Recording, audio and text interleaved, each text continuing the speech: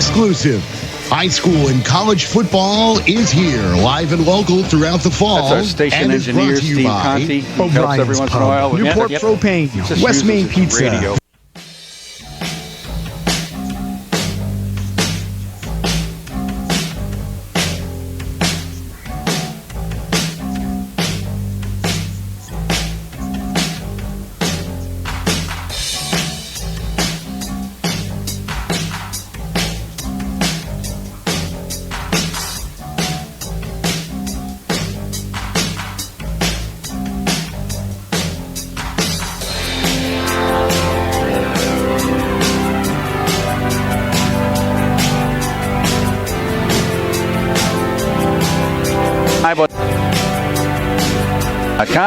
We are at Toppa Field at the Freebody Park Complex in Newport, Rhode Island, to bring you Commonwealth Coast Conference action as Salve Regina hosts the Becker College Hawks in this conference battle that finds Salve at 0-1 in the conference, 2-3 on the season.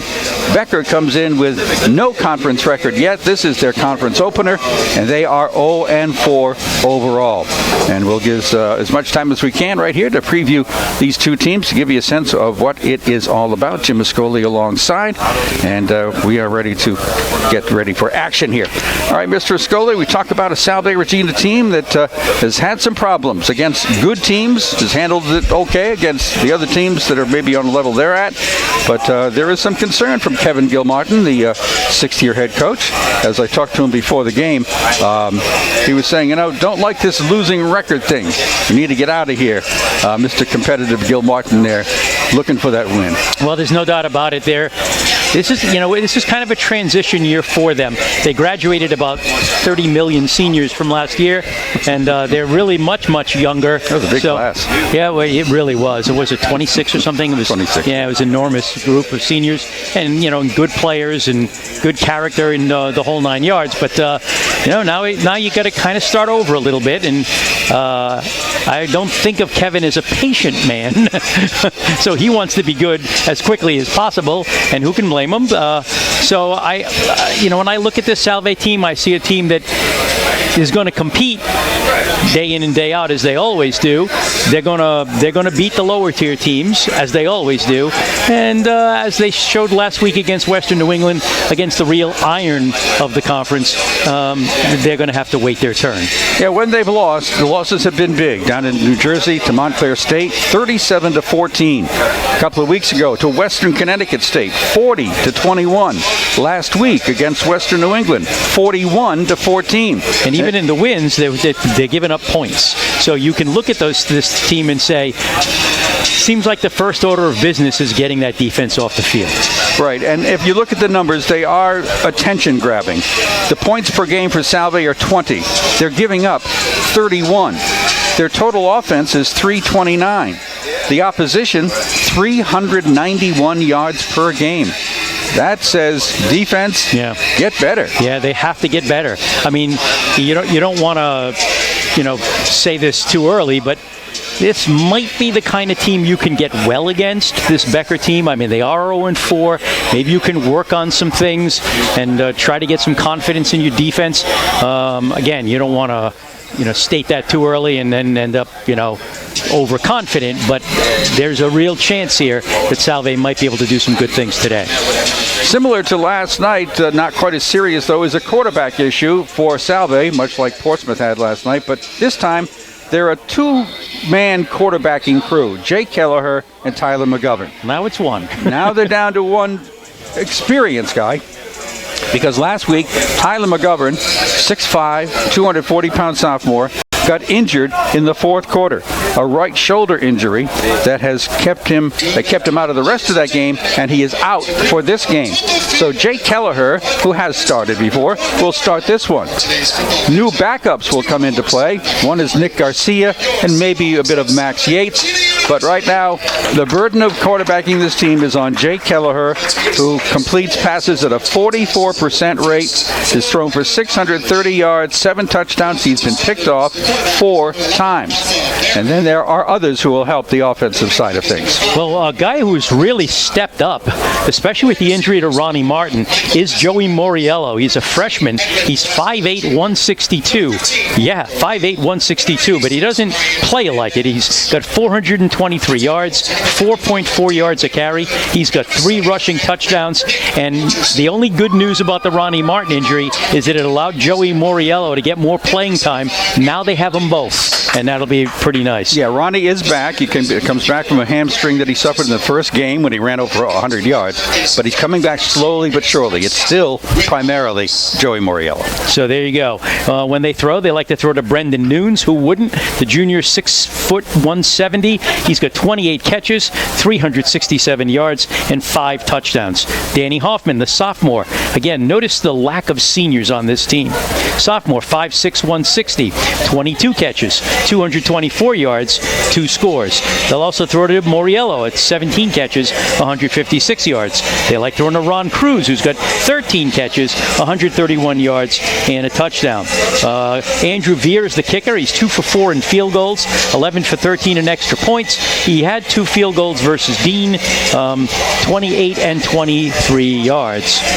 Defensive leaders include one of the captains, Tyler D'Erico, a linebacker who's the number 2 man in the tackles department, has a sack to his credit. Matt Messner, sophomore linebacker, is number 1 in tackles. He too has a sack. Then there are guys like Charlie Connell, comes out of the secondary, strong safety, makes a lot of tackles. So does linebacker Drew Balistreri, who's wearing a cast on his hand but able to play. He has an interception. Matt Sylvia of East Greenwich is having himself a year.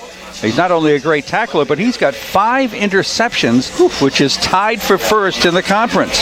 And then you got guys like Brandon O'Neill, a senior captain, who's number 1 in the conference in sacks with 6, and John Salute off that defensive line, another captain. He's got 4.5 sacks. He's number 2 in the conference. So there are players there on that defensive side, yet as a whole unit, they're giving up a lot of points. Way, way too many. And I'm sure if you caught Kevin Gilmartin in a kind of a quiet time, he'll admit it too, that they've got to find a way to not give up 31 points a game. Well, let's see what this Becker College team is all about. The Hawks, as we said, 0-4 overall. This is their conference opener. They are led by head coach Frank Forcucci, who is in his 3rd year. The past 3 years, he was the associate head coach and defensive coordinator. He's held a lot of assistant coaching jobs. He's been around at UMass, Central Connecticut State, Fordham, and Northeastern. One of his assistants and the offensive coordinator is Neil Hitchin. Neil is a 1994 graduate of Portsmouth High School, a 1998 grad of Assumption, got a master's degree here at Salve in 2010, has held a number of assistant coaching jobs, including at Salve, at URI, at Brown, at Bridgewater State, WPI, Mount Ida, Louisiana Tech, Central Florida. He's been around. He just can't quite latch onto that head coaching job, but he's willing to make the moves, and he's a good offensive coordinator, and we'll see what he does with this struggling Becker squad. Becker has left the ECFC to become an associate member here of the Commonwealth Coast Conference. That happened last year. University of New England also joined this year, and when Husson joins next year, it'll be rounded out to an 8-team conference. Last year, they went 1-4 in the conference, 1-9 overall. They did play Salve last year, and they lost to them 55-0. Their total offense is only 183 yards a game. They're giving up 375. That's all part of the struggle they're going through. They only average 9 points a game while giving up 33. So you can see this is a team that is definitely under the category struggling. Some other information for you about these Becker College Hawks. Well, on offense, their sophomore quarterback, Alpha Barry, he's 18 for 47. That's not that good, really. 138 yards and a touchdown. but he's been picked off 6 times. You hear that, Matt Sylvia? The backup quarterback is a junior, Jake McHugh. He's 21 for 47, little bit better, 216 yards, no touchdowns, 2 interceptions. Now you look at that, that means they've been picked off 8 times. At the running back spot, sophomores David Collins and Emeka Carranza. They're only averaging 3 yards a carry. When they throw, they'll throw to Mark O'Neill, who's got 7 catches, 115 yards. Edwin Velasquez, a junior. Ryan Fernandez, a senior. Matt Kimball, a sophomore. And Kenneth McMurphy, senior. They all average about 9 to 10 yards a catch. So there's their offense. And right now, both sides of the ball are struggling. Well, you keep an eye on that coin toss. I'll tell you about linebacker Michael Bianco, who was the conference's Defensive Player of the Year last year. He set a school record with 119 tackles, had 4 sacks, 5 interceptions. This season, he leads the Hawks with 44 tackles and an interception. He's got some help from sophomore linebacker Jared Zeman, who's second on the team with tackles. He has a sack. And young linebacker Marshall Ricketts was the conference's Defensive Rookie of the Week 2 weeks ago. In their loss to Dean, Ricketts recovered a fumble in the end zone for one of Becker's 2 scores. Another defensive back, Terrence Holloway, earned the same honor, Rookie of the Week, in the second week of the season when he picked up a botched field goal attempt and returned it 75 yards for a touchdown. All right, we're going to take a timeout. When we come back, we'll be close to the kickoff. Stay with us on WADK.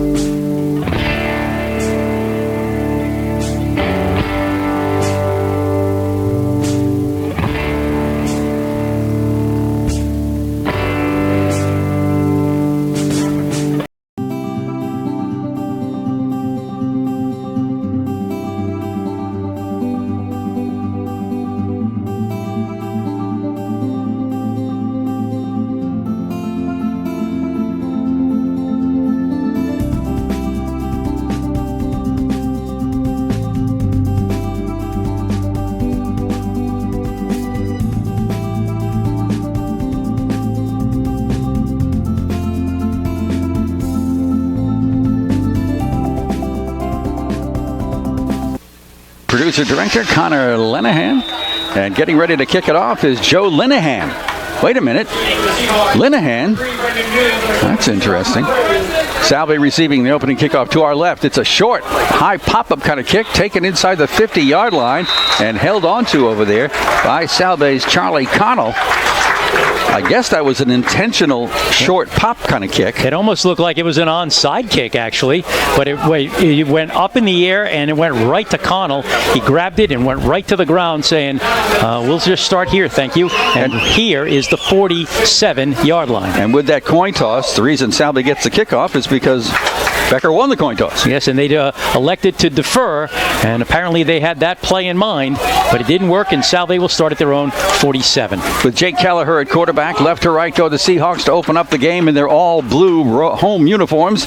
Linehan will give it to nobody. He'll roll out to the right, looking to pass on the run, and it is going to be just short. Intended out here for Ryan Lawton. The incompleted pass on the first play of the game makes it 2nd and 10 Salve. With Jake Kelleher, the sophomore, 6'2", 190-pound quarterback from Hopkinton, Mass, at the controls.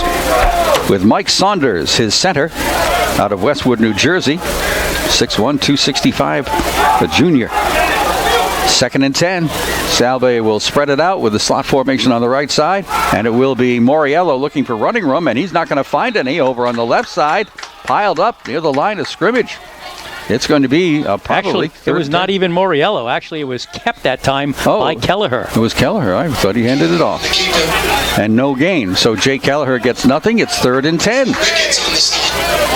Becker's defense getting a shot of confidence if they force Salve to go 3 and out. Yeah, I'll say. And on the first play, he had a good fake into the line. He kind of rolled out to his right, but throwing on the run, he was short. Be nice to see him set himself. 4 wides to the right side. Kelleher throws over the middle, and it's off the hands and incomplete, intended for Pat Travers. And he threw it behind Pat, who tried to reach back and get it. So there are 3 plays that Mr. Kelleher would like to forget. 3 and out for the Seahawks, and Becker will be getting back for the punt reception. And usually the man in charge of that, sure, is Ryan Fernandez, the senior, and he's back. See if he can punch it inside the 10.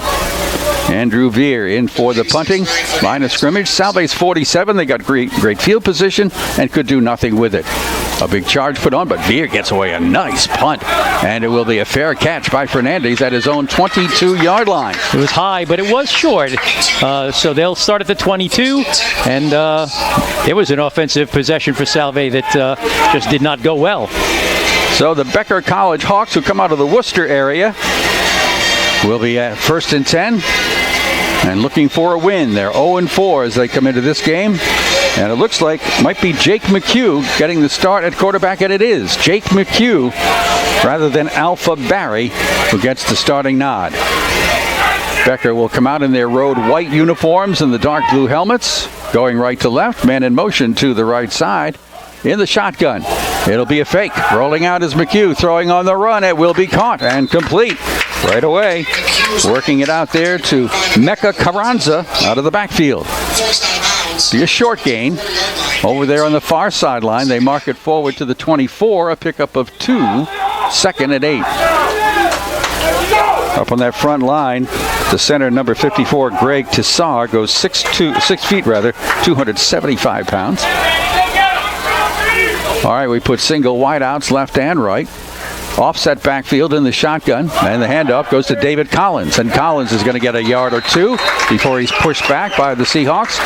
Down the bottom of that pile is Charlie Connell, the strong safety. So that gets him to the 26.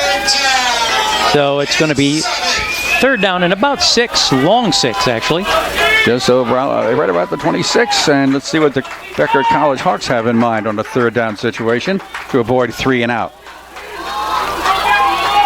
They put double wides in the slot formation to the right side, single wide on the left in the shotgun. Jake McHugh takes the snap, straight drop, looking, rush, throws to the far sideline and overshoots his intended receiver. And we have a penalty. We do have a penalty after the pass was made. That could be roughing. If it's roughing the passer, they'll get the 1st down. No, it's a holding against Becker, and it's declined. Our head official is referee Ron Patry. The umpire is Dave Sibilia. Headlinesman Andrew McGurk. The line judge is Matt Brewer. The field judge Bill Wolf. Side judge Jim Pericotti. Back judge Paul Rossetti. Up here running the clock is Bill Graves. And the play clock operator is Dennis Devine. So 3 and out for Becker, 3 and out for Salve. Becker goes into punt formation. Rob Pellerin is the punter for the Hawks, and back for the Seahawks is John Good. Awaiting the snap, low, but the punt gets away. Low spiral, bounces to the 45 of Salve, rolls a little bit farther downfield, and will be touched right around the 34-yard line.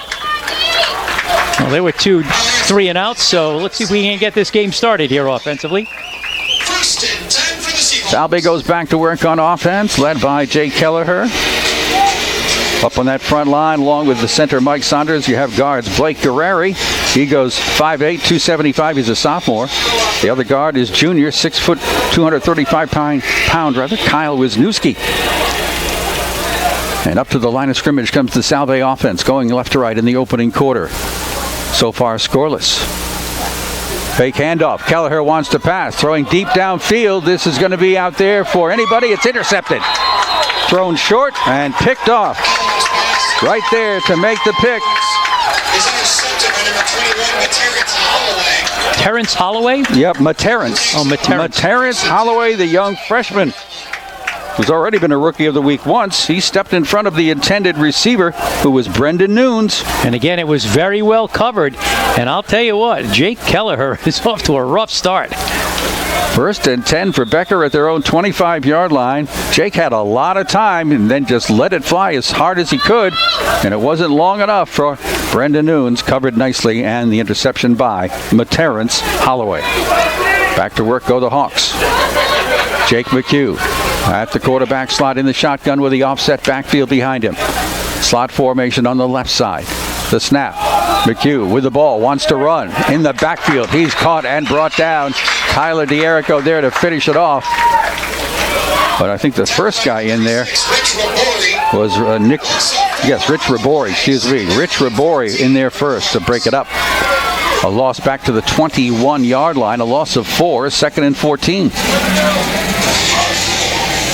Salve showing basically a 4-man front, excuse me. And now we put the slot over on the right side in this formation, and under center is Jake McHugh. And hands it off to the man in motion. That is Mecca trying to come around that near side. He is met immediately. Charlie Connell coming up from the secondary to make the stop on Mecca Carranza. It's like no gain on the play. It'll be 3rd down and 14. At the 21-yard line, the Hawks with the ball. No score, early first quarter action in this Commonwealth Coast Conference battle. The Hawks' offensive coordinator is Neil Hitchen, the Portsmouth grad. McHugh goes back to the shotgun. Takes the snap, drops back straight, got a rush, flips off the little screen, set up nicely, up to the 25, 30, 35, and almost to the 40-yard line. On the reception is Kenny McMurphy.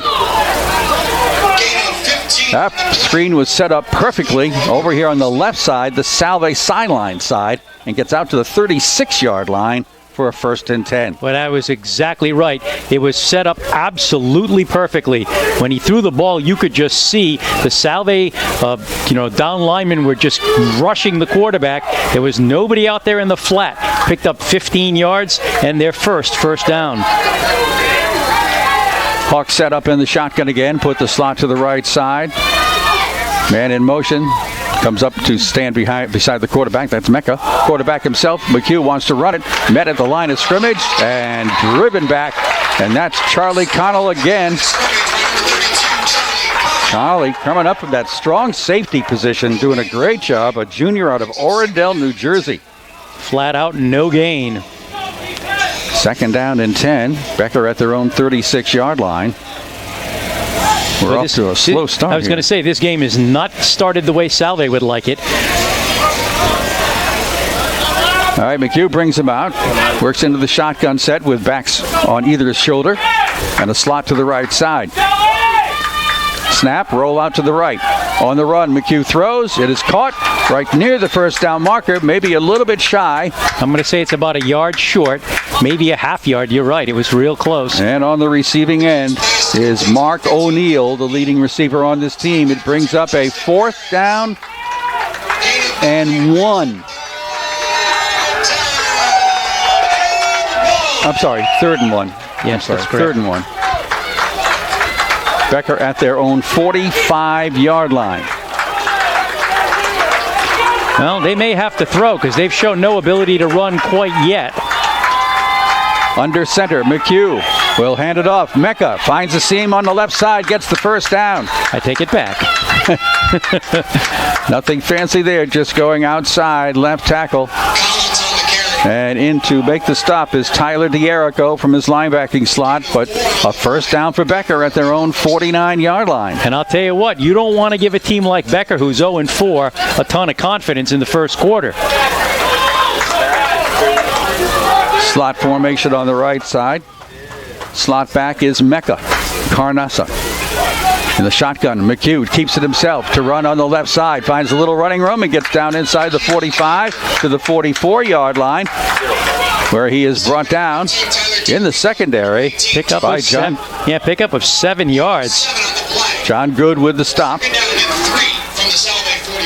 At the 44 of Salve, and on the move are the Becker College Hawks. Second down and a little more than 3. Staying in the shotgun formation here is McHugh. Got David Collins with him in the backfield.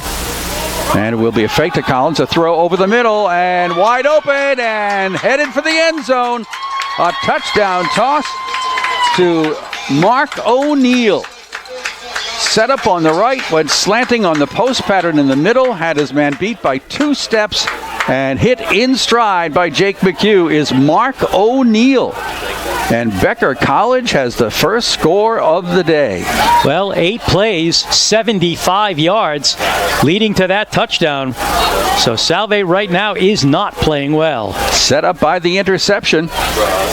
And a touchdown pass from McHugh to O'Neill. They will go for 2 on the conversion from the shotgun. And in motion is Fernandez to the right side, looking to pass. And in the end zone all by himself is Mr. Fernandez. Ryan Fernandez all by himself in the right side of the end zone. That looked easy. And sure enough, Becker comes in here and grabs an 8-0 lead. We'll be back after this.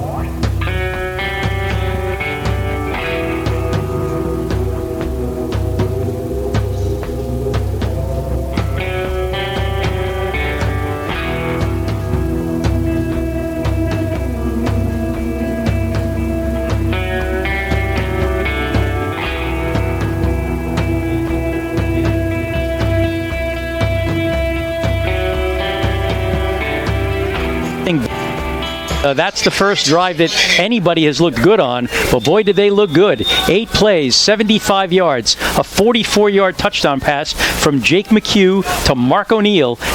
Gets the first points on the board. Conversion good, 8-0. Another short pop-up kick, touched by Salve. It's loose, it's on the ground. Salve's trying to cover it, and I think they succeeded. Unable to handle it cleanly was Ryan Lawton. It just got over his head. Nicely kicked that time by Linehan, and almost working to get Becker the ball back. And I'll tell you what, Salve's going to have to look for that from now on, because that's exactly what they're attempting to do. Apparently, 2 kickoffs, 2 squib kicks, and that time they just barely got it at their own 37. First and 10 for Salve, finding themselves down in the opening quarter. 8:17 remaining, 8-0 Becker. And again, their offense, 3 plays and a punt, 1 play and an interception. Jake Kelleher brings out the offense right up to the line of scrimmage. Single setback, and this is Joey Moriello, and he is going to run to that left side and pick up a short gain to near the 40-yard line. Joey's a freshman out of Colts Neck, New Jersey. Not a big back, 5'8", 160, but he's strong. So the gain is out to the 40-yard line. Almost a 3-yard gain there. Second down and 7. Wideouts will include Brendan Nunes, and Brendan will be split out here to the right side. Got double wides to the left side. And it will be Moriello again. Found a hole, but then got tripped just as he got through that hole on the right side. Otherwise, that would have been a big gain. It's hard to know how he tripped. It might have been over his own offensive lineman's foot. He gets out to the 43-yard line to set up a 3rd down and a little less than 5. Salve trying to convert here to keep a drive going. They've had no luck. They've gone 3 and out, and they've thrown an interception. All right, Kelleher gets him set, puts the slot over on the left side, takes the snap, looks to pass, throws over the middle, and it is caught. A diving catch by Brendan Nunes. And that's down to the 32-yard line of Becker. By far the best pass that Jake Kelleher has thrown.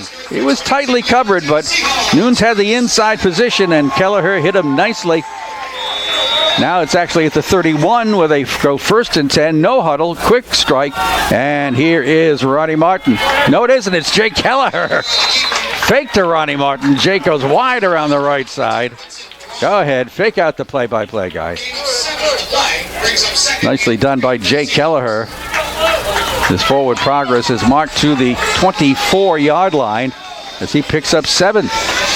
They get right up to the line of scrimmage. Kind of a hurry up here. Trips to the left. This time it is going to be Ronnie Martin going off tackle and driving forward inside the 20-yard line. Looks like Salve has made up their mind. Hey, let's get out there and get aggressive. That's down to the 19-yard line. A pickup of 5. And a 1st and 10 for Salve, trying to answer the Becker touchdown.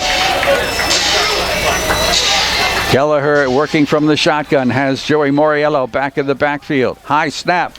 Goes to Moriello. The ball's on the ground. And Salve's trying to cover it. And I think Ryan Lawton got there in time. Oof. That is scary. That was a handoff that never quite made it into the arms of Joey Moriello. And it was there on the ground for the grabbing, and fortunately Ryan Lawton got there first. But the loss of 6 is going to make it 2nd and 16 and making the job that much tougher.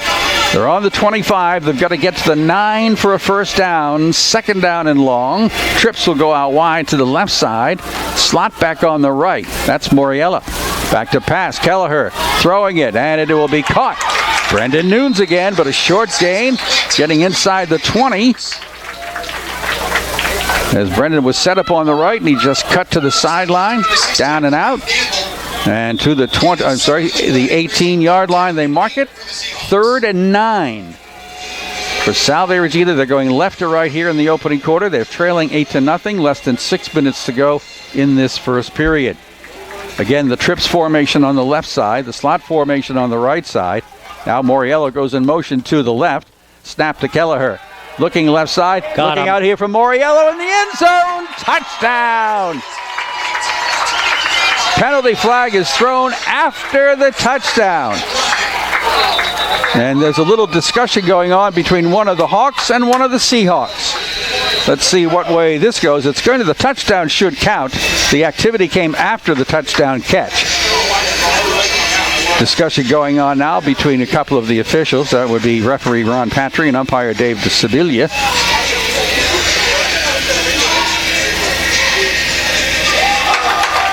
So the touchdown stands. It's a dead ball foul, unsportsmanlike conduct on Salve. I thought it might go both ways, but it's just going against Salve. Well, 8 plays, 63 yards, puts Salve within 2 points at 8-6. Which means Kelleher and Moriello is good for a Seahawks. All right, now we'll have an extra point kick attempt here by Andrew Veer. Even though they're down 8-6, Salve will not attempt a 2-point conversion. Andrew Veer getting ready. Max Yates is the holder. Backup quarterback. Snap, ball down, kick on the way, and the kick is good. That penalty will be marked off on the kickoff, I'm sure. It is 8-7. Becker leading Salve with 5:37 to go in the first quarter. We'll be right back after this.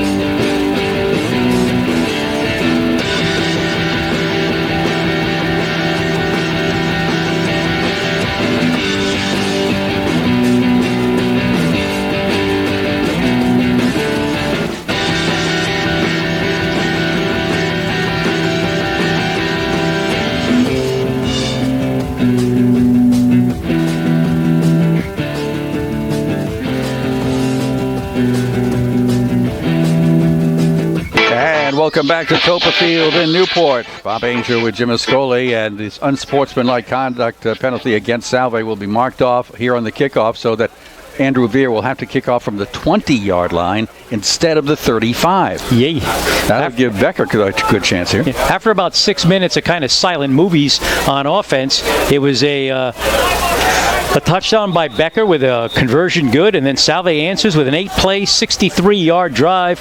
Joey Moriello, an 18-yard touchdown pass from Jake Kelleher. Kick was good. It's 8-7 Becker over Salve. Ryan Fernandez is one of the two deep. This is a high end-over-end kick, not too deep to the 35. It will be a fake flip. Fernandez keeps it. He's at the 35-40. He's at the 45 and tackled and driven out of play. Good open field tackle that time by Salve Regina, in particular Ben Cortez out of Smithfield, Rhode Island. But as expected, with that kickoff coming from the 20, Becker ends up with a 1st and 10 situation right around their own 45-yard line. They're right in front of us as they go right to left here in this first quarter with 5.5 to go. Well, this would be a nice time for the Salve defense to make a little bit of a statement. Jake McHugh comes back, runs the quarterbacking duties here. Jake is a 6'2 junior, 215, out of Linfield, Mass. In the spread formation, he gives it to Dave Collins, works his way out to the right side, found a little running room out there for a moment. Closed up by Drew Balistrieri, along with Matt Mesner. Gain of almost 3 yards that time for David Collins, a sophomore, is just 5'6", 190 pounds, out of Staten Island. 2nd down, 7-4 Becker, right to left here. As we look down from the press box at Toppa, McHugh's in the shotgun formation. Collins over his left shoulder, high snap, and it will be given to Collins again on the right side, and that'll grab a couple of yards before a pile up right there. As Salve defense swarms over David Collins, keeps him around the 50-yard line. John Salute leading the charge from his defensive end position. He's one of the captains. So at the 50, it's 3rd and 5. The Salve fans, it's a good crowd, but not one of the largest ones we've seen this season, but a good crowd. Trying to help out the defense here on 3rd and 5. Spread formation, trips to the left. Shotgun, McHugh bobbles the snap off of his shoulder, has to keep it and run with it and come up a yarder, about 3 yards shy. Well, Salve needed a stop, and the bobbled snap helped as he bobbled it kind of right around his shoulder pad and finally gathered it in and went forward for about 2 yards, where it will be 4th and 3. They're at the Salve 48-yard line. No sign of a punter. This would be an unusual call, but they are not punting. Not exactly sure why. Well, they're winless. They've got a lead. Yeah, that's why I would think I might punt. Let's see if they try to draw them offside or if they really want to go for it. At the Salve 48, 4th and 3. Shotgun now dropping back and punting. There we go. Nice punt. All the way down to the 5, takes a bounce straight up in the air and goes down to the 1-yard line. A beautiful punt executed by Mecca Carranza. Wow. How's that for strategy? Yeah, and it was a great, 1-yard line. It's almost at the half-yard line. It was a perfect punt. All right, let's see what Salve does this deep in the... You can't get any deeper in your own territory. If you go back about 6 inches, you're in the end zone. Yep. So handling the ball carefully is paramount right here. Jake Kelleher is a good runner. Good, strong-sized quarterback. Jake goes 6'2", 190. He works from the shotgun. He's standing in the end zone. Becker shows a 4-man front. Snap to Jake. Handoff. Going off that left side and getting a couple of yards is Joey Moriello. Or is it Ronnie Martin? They called Moriello. I think it's Ronnie. I see 6. I don't see 23. Okay. So I think Ronnie got the call that time. Got out to about almost the 4. We'll call it a 3-yard pickup, and that's generous. Just inside the 4-yard line, 2nd down. Still in the end zone of the shotgun is Jake Kelleher. He gets the snap, and he goes again to nobody. He keeps it himself and goes around wide on the left side. And he gets it out to about the 10, maybe the 11. If he got to the 11, he's got a first down. Let's see what they mark as forward progress. It is just over the 10, but not quite enough for a first down. Third down, half a yard. For us, we're just on the 10-yard line here. Salve deep in their own territory, going left to right, trailing 8-7. Boy, do they need it here. Kelleher with the snap, hands it off. Moriello trying to go wide, cuts back inside a block, but he's driven back. Ball loose. Ball's in the end zone and recovered by Becker. Let's see if they ruled the play dead. They did. At the 10-yard line. So I don't think Joey got enough forward progress to get a first down. I don't think he did either. But I'll tell you, this is... Yeah, he's just inside the 10. That's not enough. No. Kelleher wants to... He wants to go. Yeah, I mean, he was standing there saying, like, his arms outstretched, like, hey, let's go. And no. So from just inside their 10, it's a 3-and-out for Salve. They're going to have to punt from the end zone. This is not good right here. Andrew Veer will do that. Waiting back deep is Fernandez. Snap is good, and the punt is away. It's a low-line drive, and it's going to roll, and Fernandez picks it up at midfield, and it's going to be stopped right there. Good coverage, good punt. That's the best they could do right there. Absolutely. Jason Dwight was one of the first ones down there to help make the stop. But again, the battle of field position is being won by Becker in a big way right now. Right at the 50-yard line. They started the last drive at the 45. 8-7 Becker. Winless Becker leading Salve with less than 2 minutes to go in the opening quarter. At the guards for Becker, Austin Ryan, 260-pound junior, and Anthony Davis, 300-pound freshman. Shotgun. McHugh keeps it himself, wants to run left side, gets a little bit of a hole that is hauled down after about a yard gain. Charging in was Brandon O'Neill, helping finish it off Tyler D'Erico. So that puts it at the 49 of Salve, a pickup of 1. Jake McHugh is not, I would call you, described as a fleet-footed quarterback. Yeah, I'm a little surprised they're running him as much as they are. He's right now got 5 carries for 6 yards. He's 6'2", 215 pounds. He's got the size, just not a lot of mobility that we've seen. 2nd and 9. Offset backfield behind him in the shotgun. Gives it to Mecca. And Mecca on the right side looking for a hole. Finds a little bit of a seam. And gets down to about the 46-yard line of Salve. Mecca Carranza. Well, right there, John Good was being held on that play. And as it was happening, I was hearing guys in the stands yelling, hold. And it was not called. 3rd down, about 7 here. Becker is at the 47 of Salve, leading 8-7. They'll go with the offset backfield. The shotgun quarterback McHugh. Back to pass, short drop, straight drop, pump fakes. Now he's running wide to the left side, looking, throwing, and it is caught. But I think maybe a little shy of the first down in front of the Salve bench. He's shy of the first down, but here's one they might go for. Now, let's see. I don't know who caught the pass. It might have been Collins. Got lost in the crowd. They only mark his forward progress on the play to the 42. Might have been McMurphy, too. Yeah, that was not much of a gain at all. As a matter of fact, it's the 47. 47, I'm sorry. You're at 47. Like literally no gain. No gain. Deceptive little pass reception, but right in front of the Salve bench, so we had a tough time seeing the end of that play. But Becker will go for it on 4th and 7. Or will they? They tried this last time, too. They will. Back to pass McHugh. Being rushed. Gets the pass away. Wide open in the flat. All by himself is McNeil. First down inside the Salve 30. Wow. Nobody guarding Mark O'Neill. 15 yards down the field on the left side. A breakdown on the Salve defense. 1st and 10 at the Salve 27. 4th down conversion right there. And he picked up 20 yards on it. Hoi. Before they had been 5 of 14 on 4th downs for 36%. Big time play there. Yeah, it really was. And again, a complete breakdown. He was absolutely wide open. So they're at the Salve 27. Final seconds of the quarter right here. If they get it off. McHugh in the shotgun, puts a man in motion. Back to pass on the fake. Throws it downfield and overthrows his intended receiver, McMurphy. And that will be the last play of the first quarter. So, after one quarter, Becker College comes in here without a win and has an 8-7 lead over Salve Regina. Back after this timeout. Fans, if you're looking for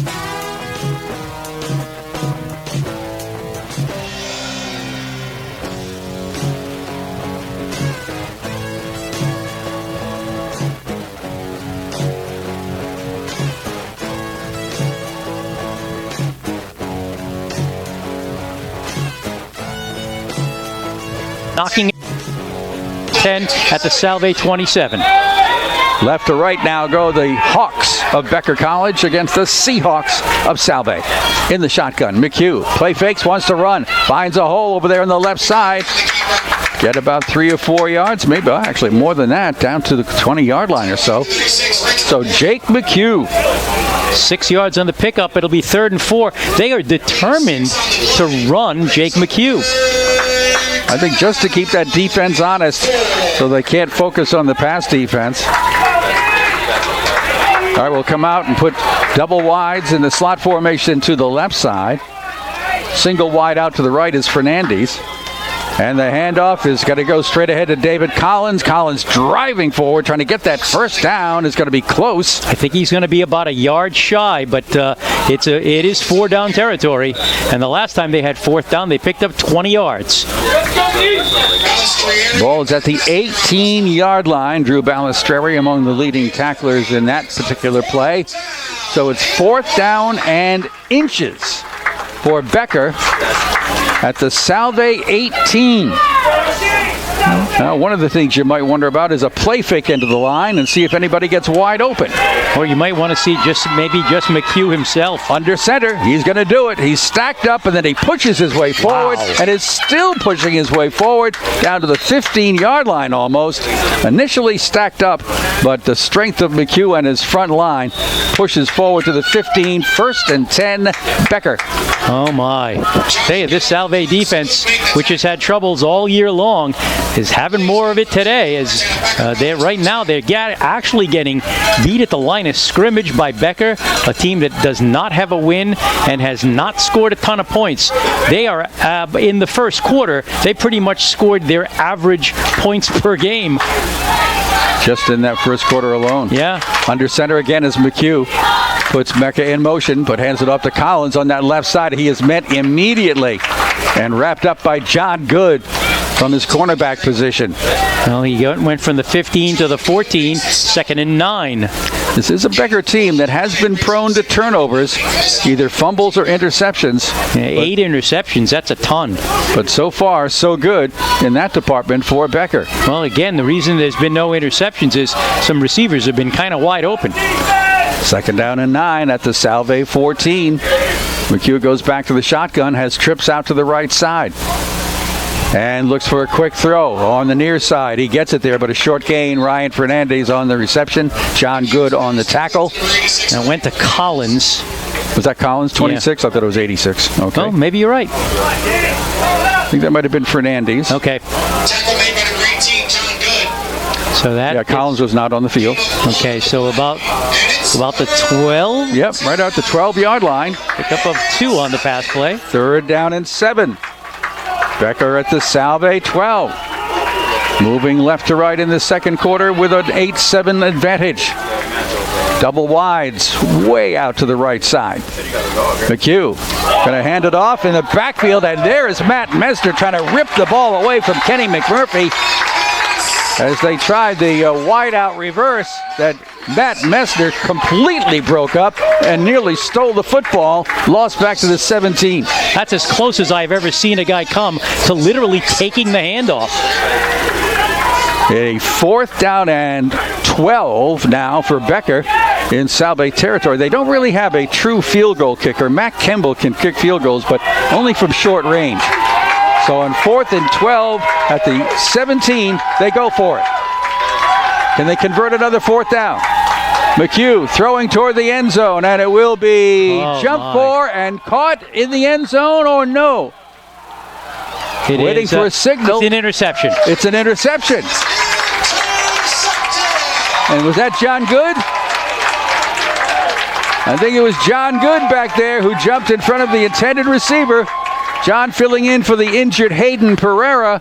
And the defense comes through with the pick in the end zone to prevent a Becker score. It's hard to tell who came down with that football. There was no indication for several seconds. I thought for sure it was a touchdown, but then I saw him waving for the touchback.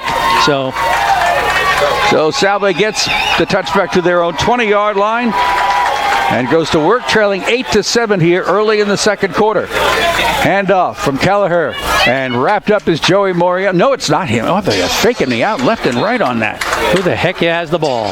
That would be Kelleher. Because I was with you watching Joey getting tackled in the backfield. Jay Kelleher with the keep, gets out to the 27-yard line and picks up 7 yards. Excellent play faking there by Jay Kelleher. 2nd and 3 for Salve, right to left here at Toppa Field in the second quarter. Shotgun. Kelleher rolls out to the right. Little flip. Wide open. This is Ronnie Martin at the 40. At the 45, 50. Ronnie Martin with speed inside the 40. Finally pushed out a play in front of the Becker bench. Nice little bubble screen of sorts set up to the right side. Ronnie Martin all by himself. And on the catch and run, he takes it all the way down to the 35 of Becker. 38 yards on that pickup. No huddle offense. And the handoff this time goes to Moriello wide on the left side, trying to turn the corner. Spins away from the initial hit, gets down to about the 27-yard line. In to help make the stop is Elijah Hill, a freshman out of Tampa from the secondary. Joey Moriello has so far been relatively quiet, but not that time. Good gain. Got better part of 4 yards. Moves it down to about the 28-yard line in Becker territory. Moriello goes in motion to the right. Play goes left, and spinning is Dylan Mirabile, getting his first handoff for a short gain down to near the 26-yard line. It's going to set up a 3rd down situation here for Salve in Becker territory. First down marker at the 25, the ball near the 27.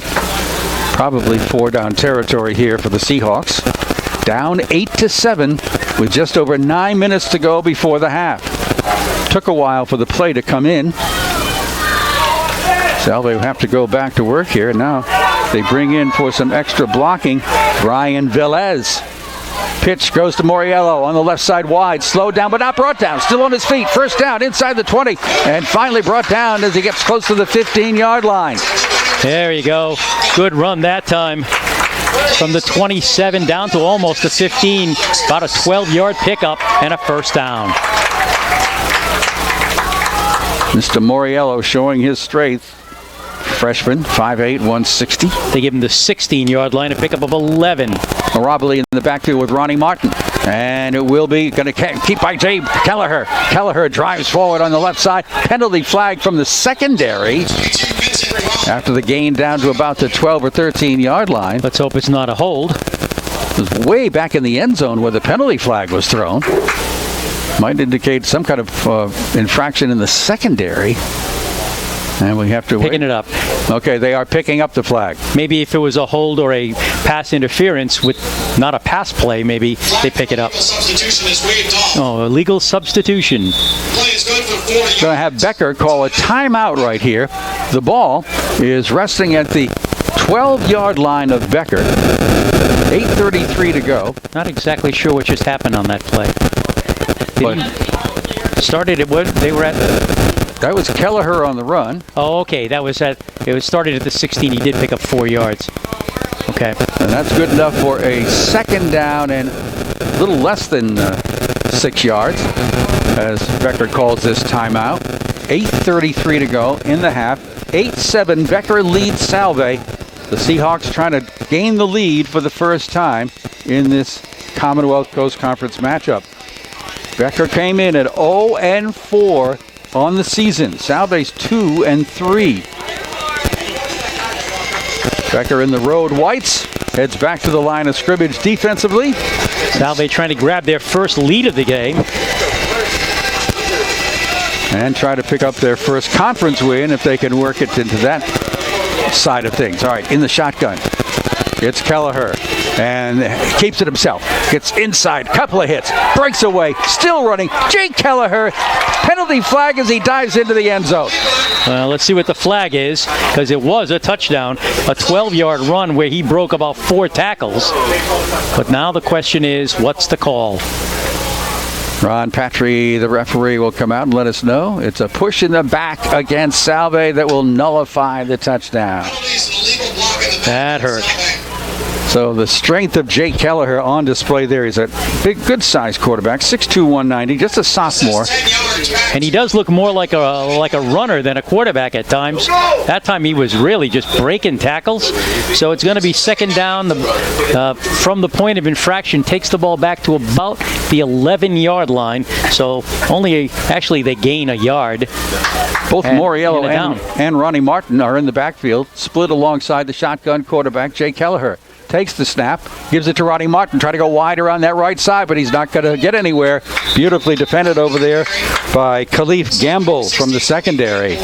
Might have gotten slightly inside the 10, and that would make it about a 3rd and 4. Looks like it's right on the 10. They've got to get down inside or around the 7 here on 3rd down, deep in Becker territory. Yes, we are in field goal range for Andrew Veer. So let's see what Salve does here on 3rd down and almost 4. Snap to Kelleher, wants to pass, looking in the end zone, lofts it up there, and a diving catch by Brendan. No, I say it's incomplete. He came down over the end line. No, he just dropped it. Oh, he dropped it. I thought he came down. Yeah, all the right. ball came loose. That was nearly a spectacular leaping attempt by Brendan Nunes. Well, I'll tell you, it was a good throw. It was right on his hands, but he was well covered, and they will try to get 3 points here. Andrew Veer is on. Max Yates is his holder. They're going to put the ball down. Up to 17. On the 17-yard line. It'll be a 27-yard attempt. Andrews had got a 28-yarder to his credit. And he sets up for the try. Snap, ball up, ball on the way, and good inside that left upright. Plenty of distance, but a little close on the left side.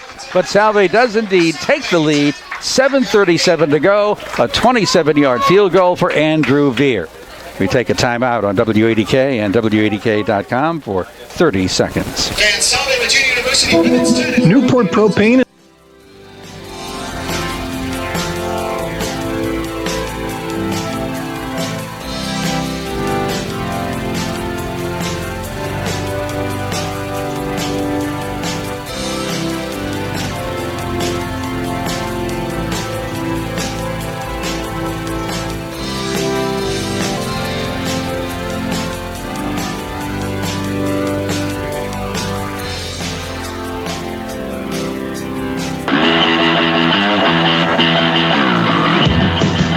Back with you at Toppa Field. Angel and Ascoli getting ready for the kickoff, which is going to be handled by Angelo DeSanto. The approach and the kick. High. End over end kick. Coming back inside the 15. Taken there by Fernandez, who fakes the handoff. Keeps it. Goes wide to the far side. Being chased by Mirabile and finally nudged out of bounds before he gets to the 30. Second time in a row, Ryan Fernandez has faked to Mecca Carranza. This time he went wide left. And one of these times, he's not going to fake. Decent field position here for the Becker College Hawks. 26-yard line.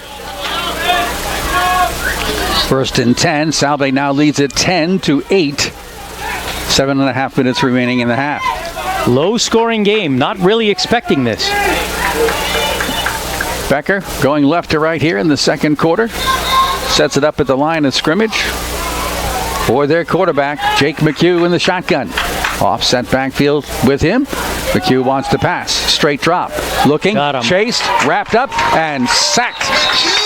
Leading the charge is John Salute, and he's going to draw a penalty flag. That's not a good idea from John, but not a great call either.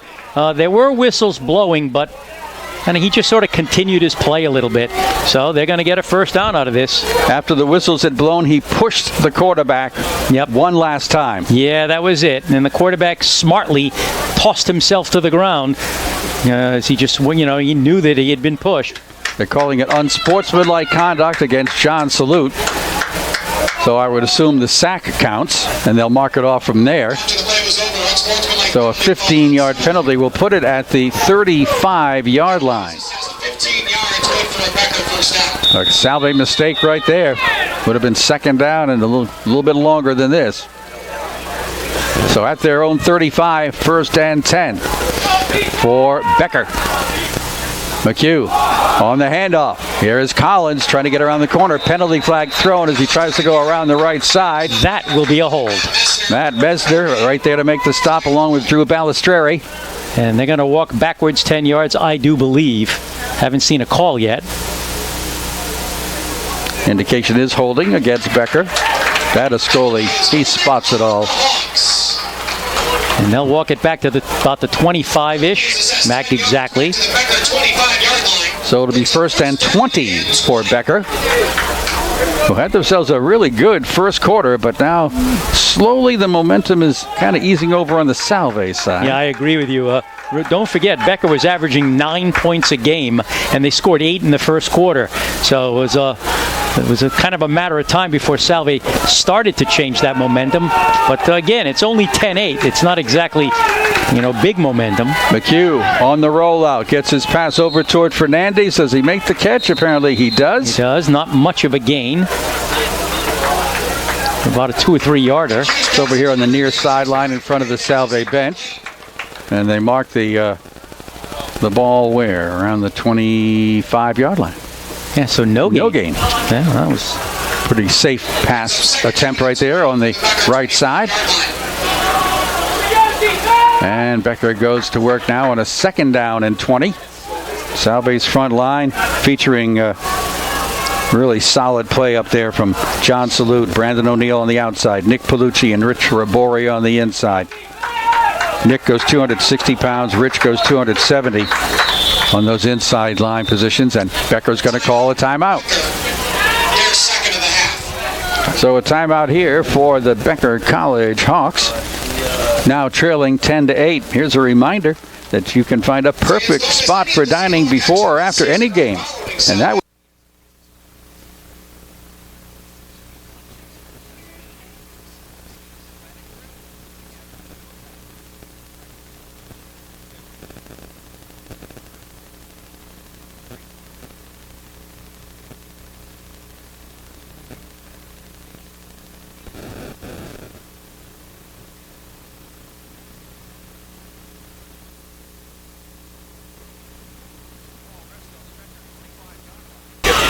they're second down and 20.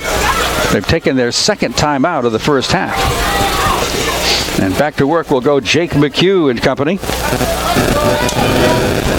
And Salve will show them that 4-man line as they usually do. Spread formation. Slot over on the left side. Man in motion to the left. And the snap to McHugh. And he'll hand it off up the middle. for what will be a short gain. And carrying the ball is David Collins. Wrapped up by Drew Balistreri out of Linfield, Mass. It's interesting. Drew is out of Linfield, Mass. So is Jake McHugh. Drew is a junior. Jake is a junior. They must know each other. But with the gain of maybe 4 yards by David Collins on that play, it sets up 3rd down and 16. All right. McHugh brings him out. Has Collins alongside him.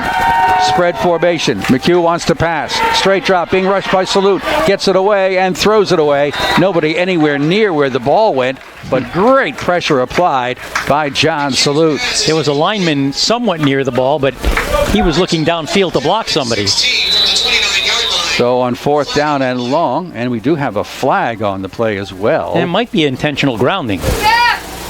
Although that's not where you would throw that flag, so we'll see. It's going to be against Becker.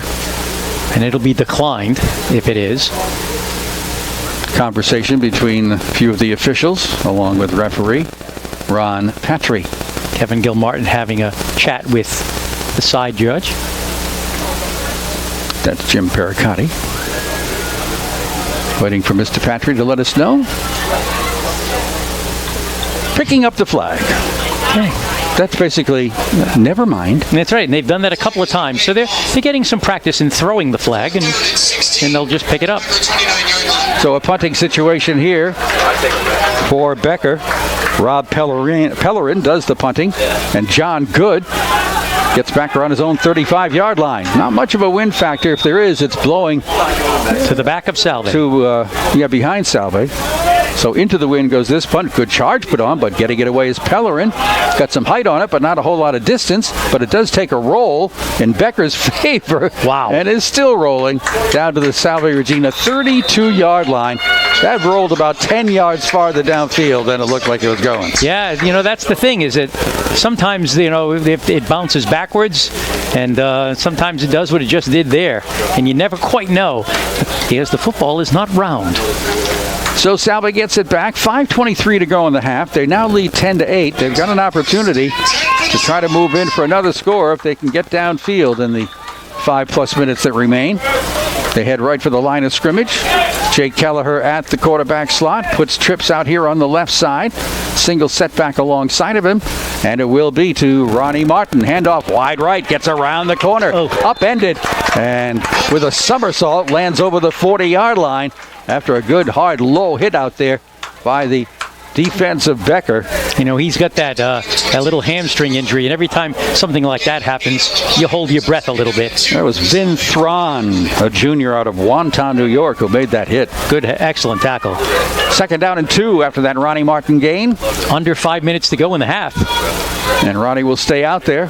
Spread formation again, trips left side, and it will be Ronnie again. Found a hole, driving through it for a 1st down.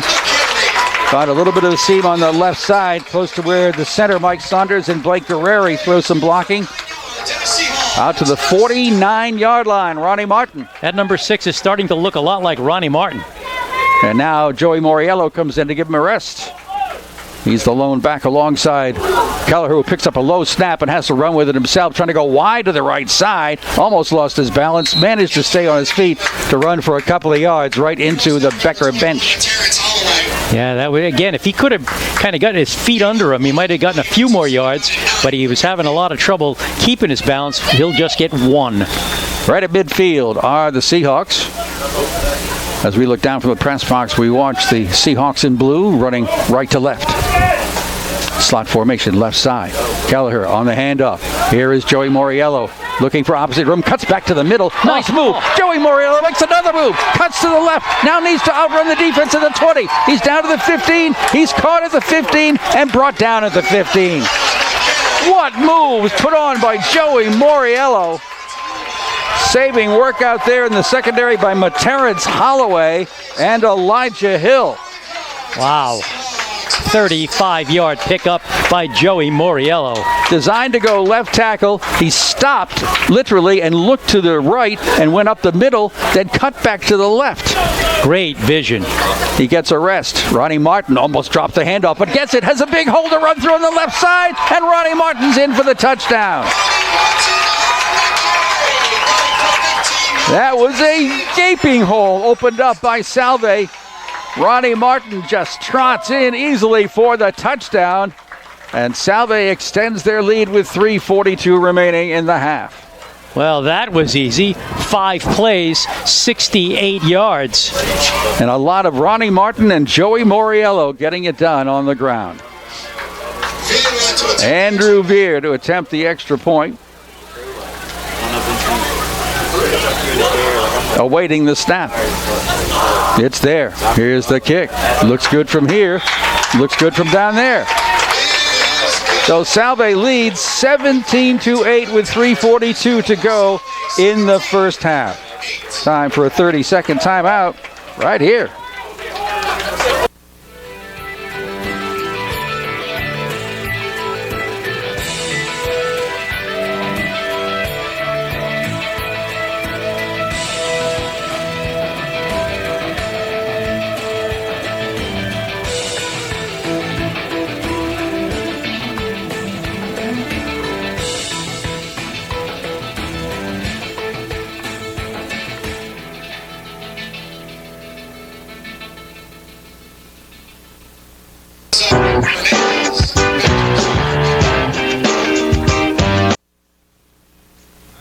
At Toppa Field, getting ready for the kickoff is Salve's junior Angelo DeSanto, and another long end-over-end kick, and it's Rodriguez going to fake the handoff and keep it again on that far side, running out near the 20-yard line, and will be forced out of bounds right over the 20 near the 25.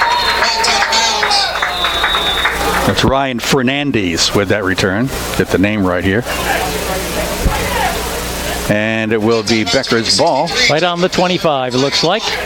Couldn't tell if there was a flag out there, but apparently not. I heard a whistle, but I don't see any flags lying around anywhere. I thought I saw one out of bounds where the huddle is, but apparently not. It'll be right at the 25. It'll be 1st and 10, and Becker has 3 minutes and 33 seconds to try to answer that Salve drive, which happened to be 5 plays. Go ahead. Sorry, there was a flag. Penalty, yeah, 5 plays, 68 yards. Ronnie Martin taking it in from the 15-yard line. Kick was good. Salve now leads 17-8, and the job just got a little bit easier for Becker on a 15-yard penalty against Salve. They'll start at their own 40. Left to right they go. McHugh in the offset backfield shotgun formation, and will roll around. Throwing on the run. It's going to be overthrown, intended for Kenny McMurphy. Guarded tightly by Drew Balistreri, the linebacker. But well off the mark was that pass from Jake McHugh. Now I would say the momentum has clearly moved in Salve's favor. And even offensively now, Becker is starting to look a little bit harried. 2nd and 10 at their own 40-yard line for the Hawks. Just about 3.5 minutes to go before halftime. Now we'll set up in a slot formation over there on the left side. Motion to the left, and the handoff will go to David Collins. And he runs around that far side and picks up a nice gain. Good run. Finally brought down by Mr. Sylvia, Matt Sylvia from East Greenwich, but not before David Collins had one of the best ground gains of the day for Becker out to the Salve 46-yard line. By far the best ground gain. 14 yards. Becker trying to get a touchdown on the board before halftime. They trail 17-8, just over 3 minutes to go. And Mecca goes in motion to that far side, that left side. Nothing there, looking for somewhere to go. Nowhere to go. Swarmed over by a host of the Seahawks. And a little bit of a loss on that play for Mecca Carranza. Yeah, so far Carranza has not really gotten it going, and that was a loss on that play of about a yard. It'll be 2nd down and 11. Well, it's called a loss of 2, 2nd and 12. Right at the Salve 48-yard line. Carranza will get a rest. And coming into that backfield here is Lamar Smith. In the shotgun. Slot to the left side. 2nd down, long. Over the middle, the throw is going to be caught. There's McNeil again, getting throw. open. And John Good on the tackle, but Mark O'Neill, the freshman out of Dayton, Ohio, shows why he's the top receiver on this team. 20 yards on the pickup. Made a good pattern run, and Mr. McHugh made a really sharp pass. 1st and 10 for the Hawks. Only have one timeout remaining in less than 2 minutes to go in the half on the Salve 28. From the shotgun, fake handoff, roll out by McHugh, looking, throwing on the run, and it is deflected and intercepted by Salve Regina. Tristan Perez deflected it right into the arms of, is that Matt Sylvia? That's Matt Sylvia. Give Tristan Perez some credit. He deflected it, and right to Matt Sylvia for his 6th interception of the season. And Salve thwarts that Becker attempt and takes over 1st and 10 at their own 14. I take it back, their own 12. What a play by the defensive Salve. Here's Kelleher. Handoff to Moriello, trying to run on the right side. Breaks a couple of tackles. Moriello spinning, turning down to the 20-yard line. Goodness gracious, he's hard to bring down. Gain of 8 yards by Joey Moriello. 1:25 to go in the half. Salve's deep in their own territory. They've got the lead. Let's see how aggressive they get. Trips to the left side. Back to pass is Kelleher. Waiting, throwing, far on the far side, and it will be knocked away. Intended for Brendan Nunes. Good defense out there that time by Becker's Khalif Gamble. Khalif, a sophomore out of Gainesville, Florida. All right, Salve's they've got the clock stopped off with the incompleted pass. But they are now faced with a 3rd down and 2 at their own 20-yard line. From the shotgun, handoff Moriello, caught in the backfield. Great charge put on that time by Becker. You could see the blitz coming, and they got in that backfield to bust up that play and force a loss back to the 19. And somebody's hurt, and I don't like the sound of this. One of the Salve offensive unit members is down on his back, holding his knee. Yeah, left knee, it looks like. I'm not exactly sure who it is. A bit of quiet here at Toppa Field. We have 1 minute to go in the half. Salve's already had more than their share of injuries so far. And it looks like they're going to have to deal with another one. Now in the sitting up position, it's one of the linemen. And limping off the field slowly but under his own power is Salve's number 54, Elian Telford. It seems, it's hard to say. He's walking, he's limping, but hopefully. Yeah, all under his own power. Elian's a 6'4", 240-pound freshman offensive tackle out of Phillipsburg, New Jersey. Hopefully will be okay. All right, Salve faced with a 4th down and about 3. And they have the offense on the field. I don't get this. Are they gonna try to draw him offside? That's all I can think of. 44 seconds. The clock is running. Might be calling a timeout to use up as much of the clock as possible. I think you're right. Mr. Gilmartin very demonstratively indicates his wish for a timeout right here with 35 seconds to go in the half. Yeah, pretty smart move. You had the timeouts. You're not going to get to keep them, so you might as well call that timeout, let the clock run down to 35 seconds. If the punt play takes 6 or 7 seconds, it's going to be under 30 seconds when Becker gets the ball back. Salve owns a 17-8 advantage. Hasn't been easy. Yeah, fell behind 8-0 in the first quarter. That got a lot of people's attention.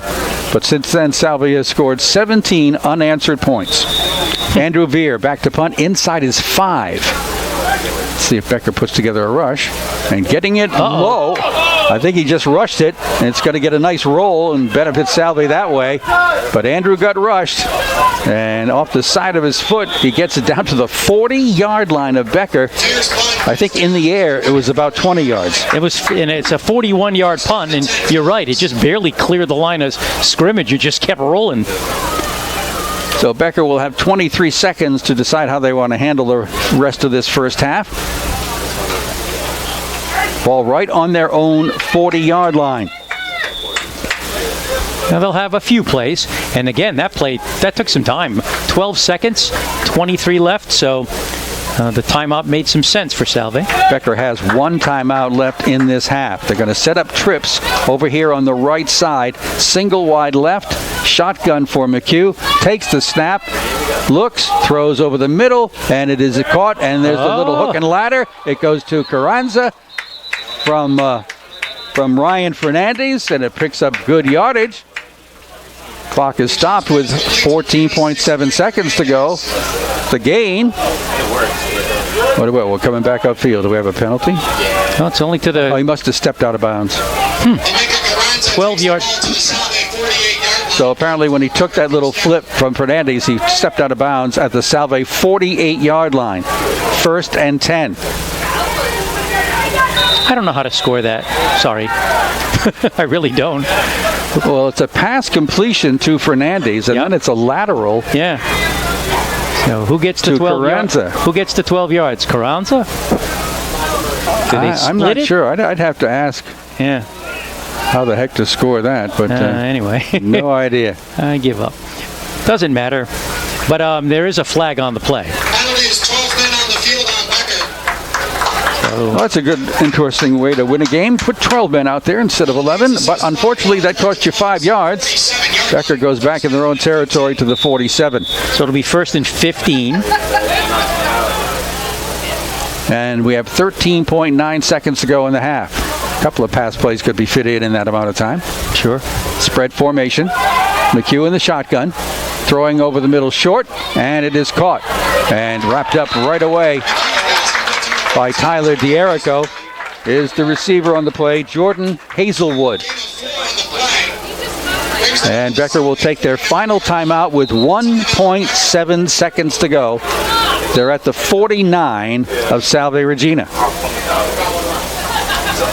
So I expect, obviously, some kind of a Hail Mary, unless they want to do that hook and ladder thing again and confuse Jim Muscoli in the scorebook. Yeah, I'm easily confused. Salve with the lead, 17-8. And trying to keep it that way as the halftime is 1.7 seconds away. This is what you call, do not let them cross the goal line. There you go. There they go. Look at the defensive backs heading back. Yes, the secondary is now setting up punt formation almost inside the 20-yard line. A couple of linebackers 10 yards down the field. So it's like, we'll let you have a nice little short pass, but you aren't going to go across the goal line if we can help it. Where's Matt Sylvia? He's in the middle, back around the 5-yard line. Okay. Brings him 2nd down and 11 for Becker. We've seen a Hail Mary pass work. Yes. Not that long, about 2 weeks ago, right here. For Salve. Yeah. And it's going to be a run by McHugh. Okay. McHugh with some blocking in front of him is tripped up. And that's Tyler D'Erico doing the honors just after McHugh got what probably is a first down at the 38-yard line. That should be the end of the half. Why does the scoreboard... Oh, they must have adjusted the clock and added some time. Now there's 1.8 seconds. They must have called a timeout because... They couldn't call a timeout. And then it makes no sense. Then why didn't the clock run out? Confused. That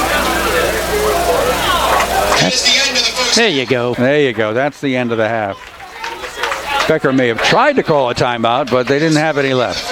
All right. So, at halftime, it is, according to the scoreboard, 79-8. It is not. It is. It is actually. If only. 17-8. So yes. let's get that right. Little confusion there. An advantage for Salve, not quite as big as 79. 17, there you go. They fixed it. See? 17 to 8. All right, let's take a timeout for a couple of minutes here, and we'll come back and we'll do some halftime information for you here at Toppa Field in Newport. Salve Regina University football in the Commonwealth Coast Conference. They are leading Becker 17 to 8. We shall return.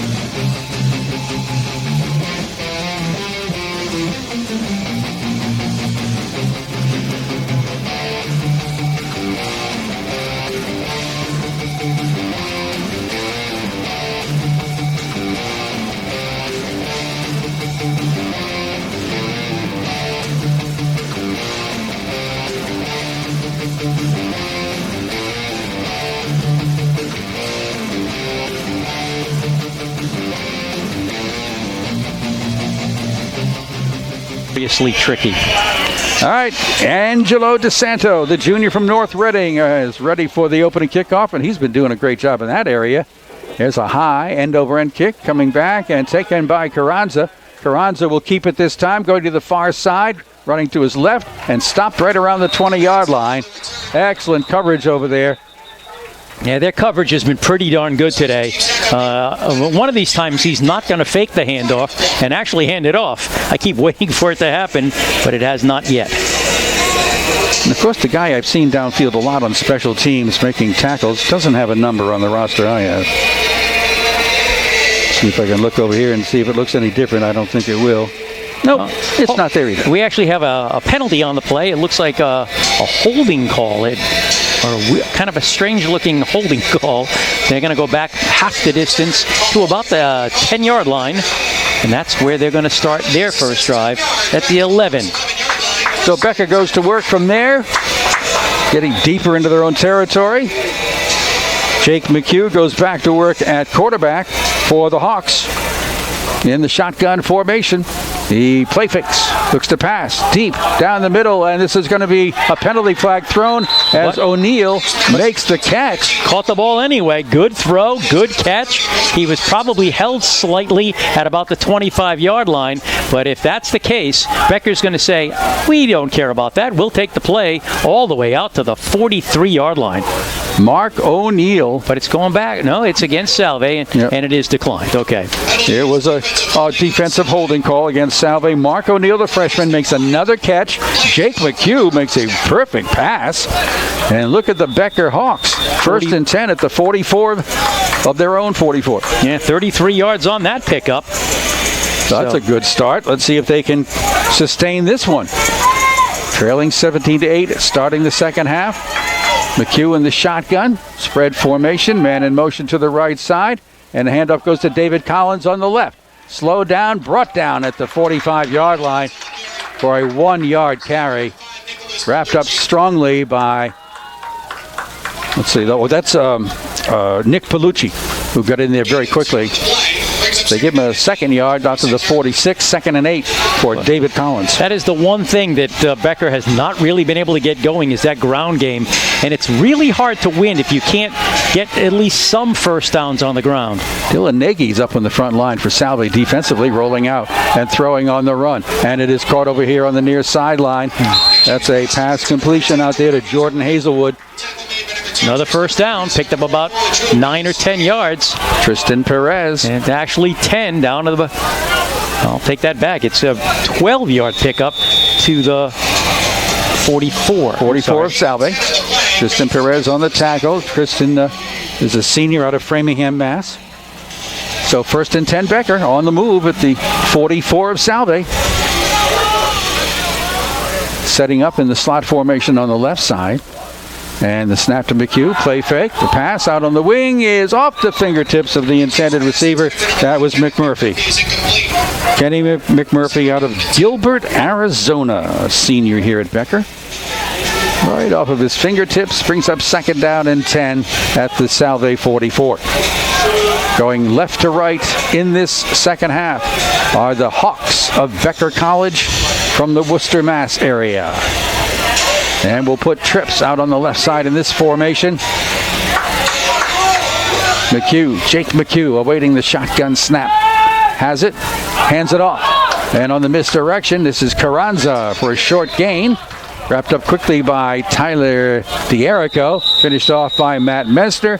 And we've got one of the Becker College Hawks, one of the linemen, down on his back at the 50-yard line. Seems okay. He'll come out of the game, I do believe. Getting up and limping off is Austin Ryan. Austin Ryan. Pickup of 3 yards as they try to get Carranza going and not really been able to do it. Not really limping off either. It's walking slowly off under his own power. Yeah. So a 3rd down and 7 now for Becker at the 41 of Salve. They're right in front of us, going left to right in those white road uniforms. Trips to the left side. McHugh with the snap. It's high. He's got it. He's being rushed. And the pass is caught by Carranza, but he's hit right away by Tyler D'Erico. Little or no gain on that play. Tremendous rush put on by Salve's D. And exactly no yards on that pass play. They're going to have to punt. If they're so inclined. 4th down and 7. Don't see a punter on the field. So they are apparently going to go for it at the Salve 41 on 4th and 7. In the shotgun. McHugh looking, throwing on the near sideline, and it is broken up. Batted away beautifully. Excellent timing by John Good to get his hand out there and deflect that pass. And what would have been a 1st down. On a 4th down play, that is exactly how you want it played. Get that hand in, knock it down. Even if he intercepts it, they lose yardage. I mean, now they're going to get the ball at their own 41-yard line in great position. Seahawks come out to work, go right up to the line of scrimmage, put trips out to the right side. Snap goes to Kelleher. No, it doesn't. Yes, it does. He kept it that time, went straight ahead. And he gets down to about, or out to about the 43, so they just give him a couple. 2nd down and 8. Jake is really good at those ball fakes. At least when it comes to the play-by-play announcer. Yeah, he's had us fooled all day. Ronnie Martin is the single sent back alongside Jake in the shotgun. Trips go to the right side again. And this time it's Ronnie Martin going wide left. Got a bit of a hole. Bursts through it. Stays on his feet. Gets to the 45-yard line of Becker before he's knocked off his feet by Caleb Gamble. Or Khalif Gamble, if you will. 12 yards on the pickup. And Ronnie Martin looks as healthy as he could. Coming off that injury, that kind of hamstring, they kind of, babied him a little bit because you don't want to mess with a hamstring. But right now he is running hard. 1st and 10 at the 45 of Becker.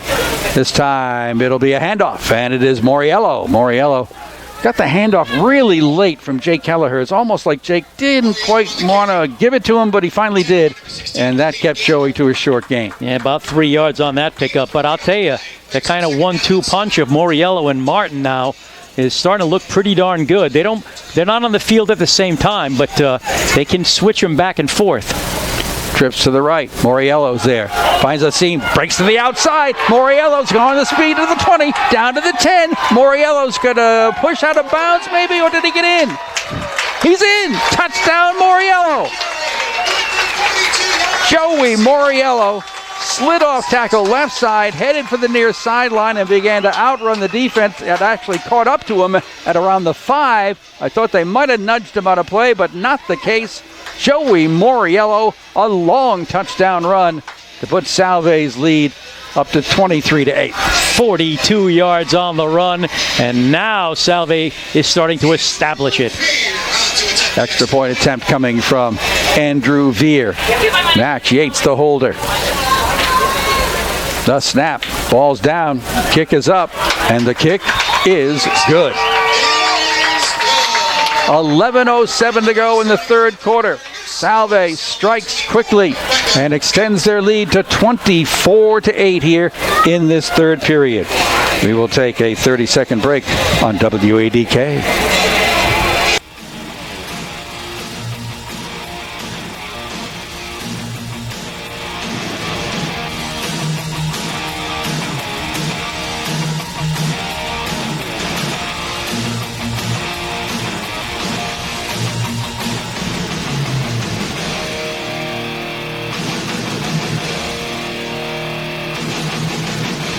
One Roofing. Contact 5 and 19.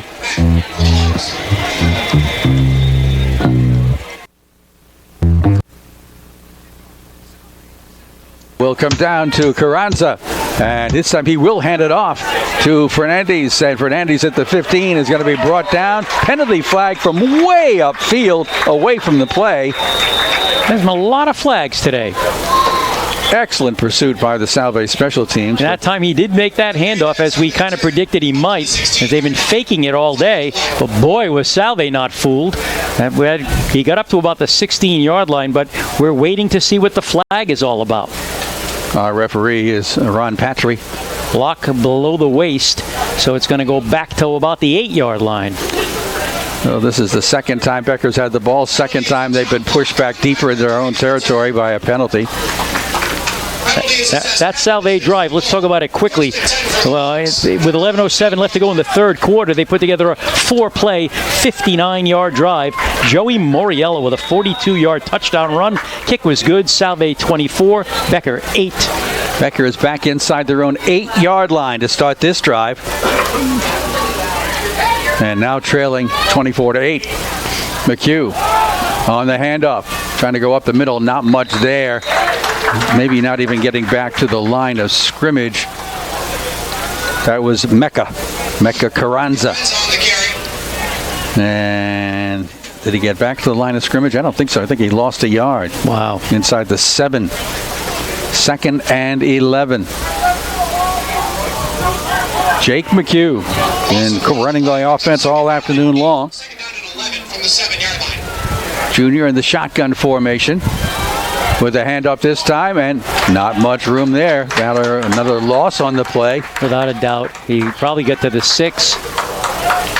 Whoever he is. They're trying to unpilot. That's going to be David Collins this time. And Taylor D'Erico and company come charging in and are starting to own the line of scrimmage. Lost back to about the 5, so it's going to be 3rd and 12. They'll go into a spread formation, staying in the shotgun. Carranza in the backfield. And the snap is on the ground, scooped up by McHugh. He's in the end zone. He'll throw it in the general direction of a receiver. Good enough to avoid it. Intentional grounding. But he just had to throw it to not get sacked in the end zone. Yeah, I'll tell you, an intentional grounding in the end zone, I believe, is also a safety. And John Salute was the man applying the pressure. So on the incompleted pass on 3rd down, Becker's going to have to punt from deep in their own territory, from the end zone, and John Good will have a chance here to receive this punt if he gets his hands on it. I was going to say, if he can receive it, he might get inside the 40 of Becker. Rob Pellerin is the punter, and he's standing deep in his end zone. Yeah, bad snap, and you're in real trouble here. There's the snap. It's a good one, and he'll get it away. And waiting is good to have it bounce in front of him, and it'll be taken by one of the upmen, by Salve, who slides inside the 30-yard line, and that heads up play by Angelo DeSanto. Smart play. Who kicks off for Salve and plays on special teams. He just grabbed it on a hop and slid down inside the 30 to the 29. And what happened was the coverage was running by the football. That time, instead of rolling down the field, it hit the ground and popped straight up. He just grabbed it and went ahead about 5 or 6 yards inside the 30. Salve with tremendous field position. With a 24-8 lead, 9:36 to go, 3rd quarter. Ronnie Martin in the backfield. He'll get the handoff, finds a hole on the right side, and then gets caught and slowed down and brought down after maybe about a 3-yard gain. Good coverage that time by the Hawks defense, and in to help make the stop quickly was Brandon James. What's happening now is the Salve backs, both Martin and Moriello, they get through the hole and then they cut to the outside or cut to the inside, but they're having some room to make those cuts. All right, here's the handoff to Martin, trying to get around the left side. Not much blocking there. Somebody has him by the leg and hauls him down around the 25-yard line. Good pursuit that time. Coming up from his cornerback position was Elijah Hill, the freshman. Picked up about 2. And we've got a member of the Hawks, Becker Hawks, getting up slowly from the ground here. And now not able to get up, so he'll need some attention. And we have the Hawks and we have the Seahawks. And it looks like Terrence Holloway, freshman cornerback from Tampa, on the ground, kind of curled up a little bit. Yeah, he's 5'8", 160. So not a big kid, but it is Holloway. The ball is just inside the 25-yard line. It's going to be a 3rd down and about 5 for Salve. They have a 24-8 advantage. There's 8:49 left in the 3rd quarter, and they are threatening to add on to this lead if they can keep the drive alive. And I would imagine they would be in 4-down territory right here on a 3rd and 5. Still on the ground is Terrence Holloway out of Tampa, Florida. Helmet is off, but he's rolling up, and he's going to get on his feet. And he just looks like he might have been shaken up a little bit. Helmet back on. Good sign. And he'll walk and now trot and almost run off the field under his own power. Yeah, I don't think it was as, like a leg or anything like that. I think he just got a little shaken up there. Either he took a shot to the breadbasket or, hopefully not, but may have kind of been dazed a little. All right, Jake Kelleher on the shotgun. Joey Moriello is right next to him. Slot formation left. Back to pass. Kelleher looking left, waiting, throwing toward Pat Travers. Makes the catch, gets knocked off his feet, and didn't get into the end zone. They'll mark him at the 1. A leaping catch by Pat Travers, a 6'4" sophomore out of Plymouth, Mass. And what a pass from Jake Kelleher. And now we've got another one of the Becker Hawks shaken up on that play. 2 of them are actually in a sitting position as they kind of piled up in the Pat Travers vicinity.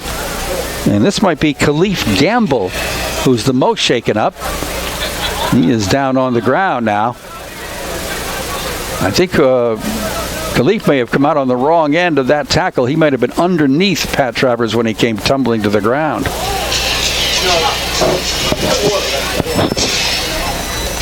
So we'll have to see how Khalif does. Kind of like on all fours right now as he's being checked out by both the Becker trainers and the Salve training staff. So we're looking at the football at the 1 after that pass completion from Kelleher to Mr. Travers. And this game is about to kind of go crazy in Salve's direction. If they put this ball over the goal line, they're going to pretty much put this football game away because Becker has not done anything offensively since midway through the first quarter. Still on basically all fours is, I'm pretty sure that is Khalif Gamble, who comes out of Gainesville, Florida, sophomore. Member of that defensive secondary for Becker and head coach Frank Forcucci. So they're being extra cautious, it looks like, before they let Mr. Gamble stand up. Kind of quiet at the moment. Everybody waiting and hoping that everything will be okay. And he does finally stand up. That is Gamble. And he is walking very slowly. Again, it looks like another guy sort of shaken up. Yeah, kind of holding the midsection and actually trotting off the field. So sometimes you land on the football, or you just get kind of blocked in the midsection. Sort of looks like the last couple of plays. All right, Brian Velez, the big guy, in to help block in the backfield. All right, it looks like either Joey Moriello or it's Joey or what was I going to say? Quarterback will take this. It'll be Joey with the handoff, sliding off to the left side and cruising into the end zone. Designed to go off tackle, big pile up there, so Joey just slid off to the left and stepped into the end zone for a 1-yard touchdown rush that does indeed increase that Salve lead. 8:27 remaining. We're in the third quarter. And now we await Andrew Veer's extra point attempt. The defense is starting to take charge. That line of scrimmage has been belonging to Salve for most of the game since midway in the first quarter. Max Yates to hold for Andrew Veer. Ball is down, the kick is up, and the kick is good. So Salve has now scored 31 unanswered points and leads Becker 31-8. A 30-second timeout, and we shall return.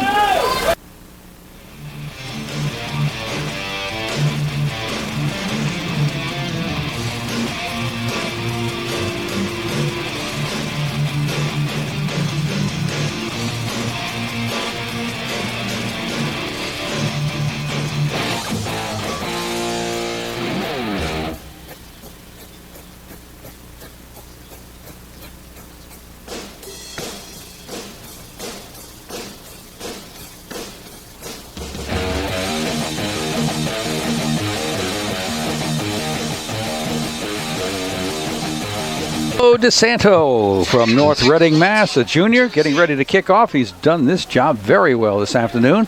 Sends another long end-over-end kick, not too high this time, and it goes out with the outstretched hands of Derek Carranza, who picks it up in the end zone and runs it out of the end zone. Oh, that's and he's going to be stopped at the 5 or 6 yard line. That is not, unless he touched it and had to run it out, I don't think that was a good idea. Becker Carranza. Oof. Boy, I'll tell you, nothing's going right for Becker now. They're starting their drives deep in their own territory. He started the first one at the 11, the second one at the 8, this one at the 6. First and 10 for the Hawks. So Becker now down by a 31-8 margin. Salve's drive, by the way, 4 plays, 29 yards after that short punt. Joey Moriello takes it in from the 1 yard line. 31-8 Salve. And this one is getting away from Becker very quickly. McHugh from the shotgun is going to keep it. Running around the right side. Stopped before he gets back to the line of scrimmage. Helping charge in is Nick Palucci. Also getting in there was Drew Balistreri and John Salute. That's back to the 3 yard, maybe the 2. The 2. Oof. Loss of 4 yards. 2nd and 14. Becker backed up against its own goal line. Out they come to the line of scrimmage. The Hawks. Under center is McHugh. He'll hand it off. I think this is Carranza this time, trying to go off tackle on the left side. Not much there. Nope, it was David Collins, I guess. Front line for Becker has some pretty good size. Austin Ryan, junior, 260. Nick Rogerson, senior, 260. The big guard, Anthony Davis, freshman, 6 feet, 300. Dan Wittenberg, a tackle, senior, 310 pounds. They've got the size, but the line of scrimmage belongs to Salve. And again, we go 3rd down and about 14 inside that 2. The shotgun in the end zone is McHugh.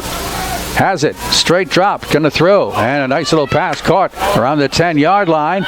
And that'll be well shy of a first down. On the pass reception was Mac Kimball. Tripped up by number 47, Ty O'Loughlin. And Ty O'Loughlin from Middletown High School was in on that tackle. There you go. Nice to see him again. Working in the secondary. Ty getting a little taste of playing time, apparently, and now we have a penalty marked off. Oh, boy. Wow. So that hurts. A break for Becker. Ty O'Loughlin is at the cornerback position on the right side. Getting some playing time here, which has been rare for the young freshman from Middletown High School. So that gets that ball out to the 22-yard line. 1st and 10 for the Hawks. They need something positive to happen. McHugh on the handoff. Coming around the right side is McMurphy. And he'll get out over the 25-yard line to near the 26-yard line as he followed the block of big Dan Wittenberg. They'll mark his forward progress to the 27. Picked up about 4 yards plus. 2nd and about 6 here for Becker, going left to right in this 3rd quarter, which has a little more than 6 minutes to go. A lot of time left in this game. Salve threatening to run away with it. Slot formation over on the right side. And it will be McHugh running left, looking for some blocking, and he dives forward for a yard or 2. Looks like Ty O'Loughlin got in the backfield to help kind of break up that play, but making the final stop was Nick Palucci, the defensive tackle out of Hopkinton, who goes 6'3", 260. So now the ball at the 29 of Becker, setting up a 3rd down and 3 for the Hawks. Got some other different numbers, do we? No, that's Charlie Connell. He's always been in there. So's Matt Sylvia in the secondary. And the handoff will go to Carranza. Carranza trying to get around the corner, gets by Ty O'Loughlin. Picks up the 1st down. Good block out there to take Ty out of the picture.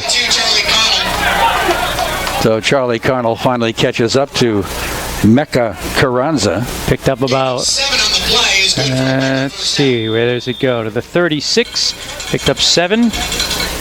1st and 10 for the Hawks. Trying to mount a drive here. And maybe make a little charge back into this game. Jake McHugh working out of the shotgun, puts a slot on the left side, puts a man in motion to the left. That's McMurphy. And McHugh wants to run to the left side. Trying to find some blocks, and he doesn't find any. He is wrapped up by Tyler D'Erico for a loss on the play. Jake McHugh was trying to go wide left, didn't see anything there, tried to cut back to the middle, and Tyler was waiting for him. Loss of 2. Tyler D'Erico, one of the captains, a senior out of Cheshire, Connecticut. Always one of the defensive leaders for this squad. Back on their own 34-yard line are the Hawks, 2nd down and long. David Collins in the backfield alongside the shotgun quarterback. And it will be a handoff to Collins, trying to get around that far side. Gets tripped up. And a nice gain, though, on that side, though, for David Collins. I think it was Ty O'Loughlin who got him off his feet. Gain is to the 43. Picked up 9, so it's going to be 3rd and 3.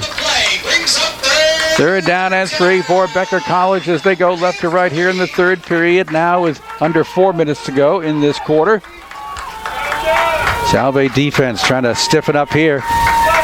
Showing that almost 5-man front at the moment. And a play fake by McHugh, rolling out to the left side, the far side, makes the pitch. Nothing there. Here's Carranza trying to get away. He won't.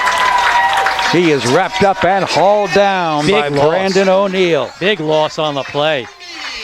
Captain Brandon O'Neill from Madison, Connecticut, right there to make that play. Loss of 9 yards. Back to the 34-yard line, 4th down and 12. They're trying really hard to kind of almost force a running game, but so far not happening. They'll go for it on 4th down again. Down by a 31-8 margin. They'll now shift out of that play formation into a punt formation. Carranza has it and gets it away. And no attempt for a return here by Salve as it finally bounces out of play at the Salve 31-yard line. Mecca Carranza with the punt. So back to work goes Salve Regina here. 2:48 remaining in the 3rd period. They have scored 31 points in a row since falling behind early, 8-0. And Jake Kelleher and company come out to go to work again on that Salve front line. Let's see. We've got Pete Noonan, Blake Guerreri, center Mike Saunders, Kyle Wisniewski, Chris O'Donnell. And Kelleher with a pass, almost picked off, intended out there for Pat Travers, nearly intercepted by Rob Pellerin. Not there. That was off the hands of Travers, and Pellerin was kind of almost on the ground, and the ball found him, and he almost picked it off, but it kind of went sliding out of his arms. 2nd down and 10. Salve at their own 31-yard line. Ronnie Martin is the single setback. Offset from Kelleher. He gets the handoff, cuts back up the middle. Ronnie Martin with a spinning move. Gets down to about the 37, 38-yard line. Picked up 7 or 8 yards. Tough run there for Ronnie Martin, who comes out of Foxborough, a 5'10", 180-pound junior. Might as well go with Martin and Moriello because that law firm is really moving it right now. They set up a slot to the left side and to the right in this open formation. Kelleher in the shotgun will give it to Ronnie Martin. No, he doesn't. He keeps it himself. And he'll drive forward for a short gain, shy of a 1st down. About a yard on the pickup to the 39. It's going to be 4th down and about 2. With a lead of 31-8, I don't see any reason for Salve to go for it. Me neither. This deep in their own territory. But they're not listening to us. I don't see Andrew Veer coming on for a punt. Nope. Let's see if they try to draw him. They set up with a slot to the left side. On 4th and 2, they go for it. And a drive by Ronnie Martin is going to be well shy of a 1st down. And Becker is going to get the ball in Salve territory at the 38-yard line. Yeah, that didn't work at all. There was no blocking in front for Ronnie that time, and he just went right into the arms of the defense. They're going to actually give him the line of scrimmage, which is generous at best. But still, at the Salve 39, Becker will take over. An aggressive call there by Kevin Gilmartin. It does not work. And let's see if Becker can take advantage of it. At Salve's 39, 1st and 10. A minute 33 to go in the third quarter. 31-8 is the Salve lead. 1st and 10 for the Hawks on the Salve 39-yard line. McHugh setting it up from the shotgun as Carranza right next to him. That's Mecca, and now Becker is probably forced to call a timeout. They took too much time on the sideline talking about the play, and because of that, to avoid a delay, they call a timeout. Yeah, it did seem to take forever to get the team out there. Fans, don't forget to Let me just remind you about two of our friends here, the folks at Fieldstones, the folks at Atlantic Grill. Fieldstones is on East Main Road in Portsmouth. They serve lunch and dinner 7 days a week. And Atlantic Grill's on Aquidneck Avenue, Middletown, serving breakfast, lunch, and dinner 7 days a week. Locally owned restaurants offering great food and a casual family atmosphere. Fieldstones and Atlantic Grill. At the Salve 39, Becker goes to work, left to right. Shotgun formation, McHugh. Gets the snap, play fake, pass, McMurray has it, short gain. Playing it very well out there is Drew Balistrieri, the linebacker, covering Kenny McMurphy. Forward progress to the Salve 36, a pickup of 3, 2nd and 7.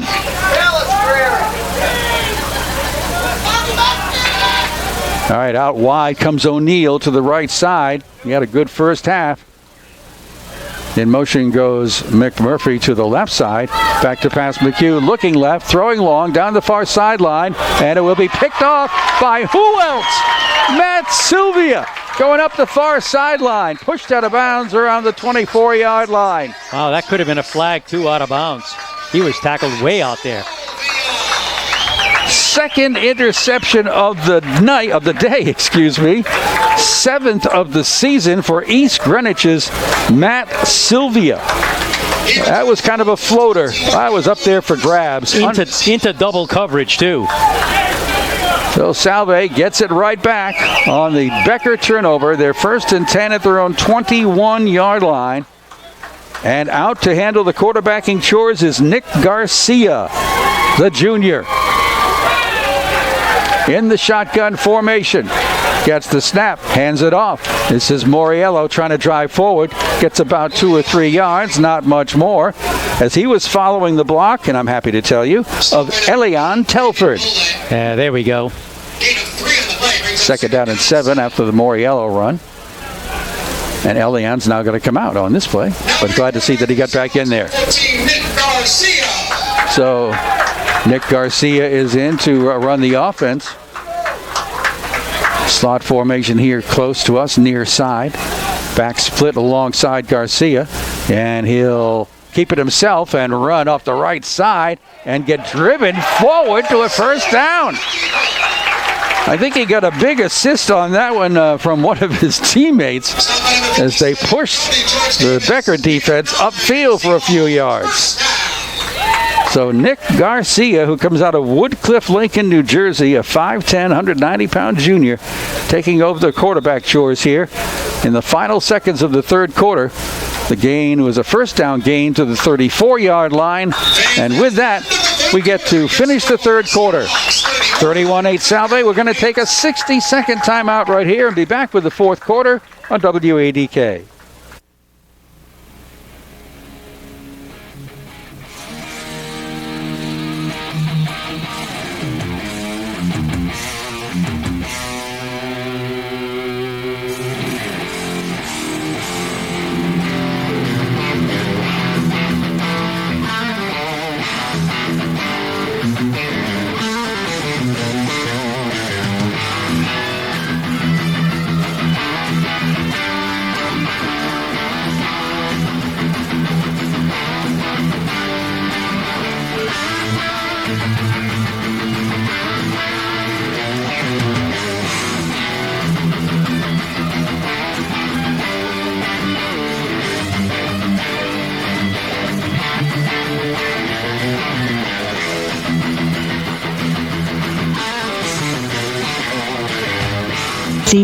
.com.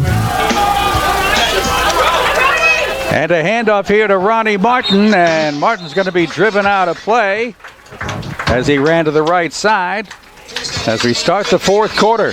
Looks like Jake Kelleher's day may be over. He played well, he ran well, and he threw the ball fairly well, so he will probably take the rest of the time off. They want to get a little look at Mr. Nick Garcia, see how he can run things. That time there was a pickup of 7 yards. Be second down and 3 for Salve. They're just over their own 40-yard line, going left to right in the final quarter. And it will be a ball on the ground, and Becker's going to recover it. Not a clean handoff into the arms of Ronnie Martin. The Hawks come up with the football, and a turnover gives them excellent field position near the Salve 30-yard line. Well, second turnover of the day for Salve. 1 interception, 1 fumble now. On this read option, the quarterback often holds the ball in the midsection of the intended running back and then makes up his mind whether to let go of it or take it back and run. This time, in all of that, the ball came loose. They mark it at the Salve 33-yard line for a Becker 1st and 10.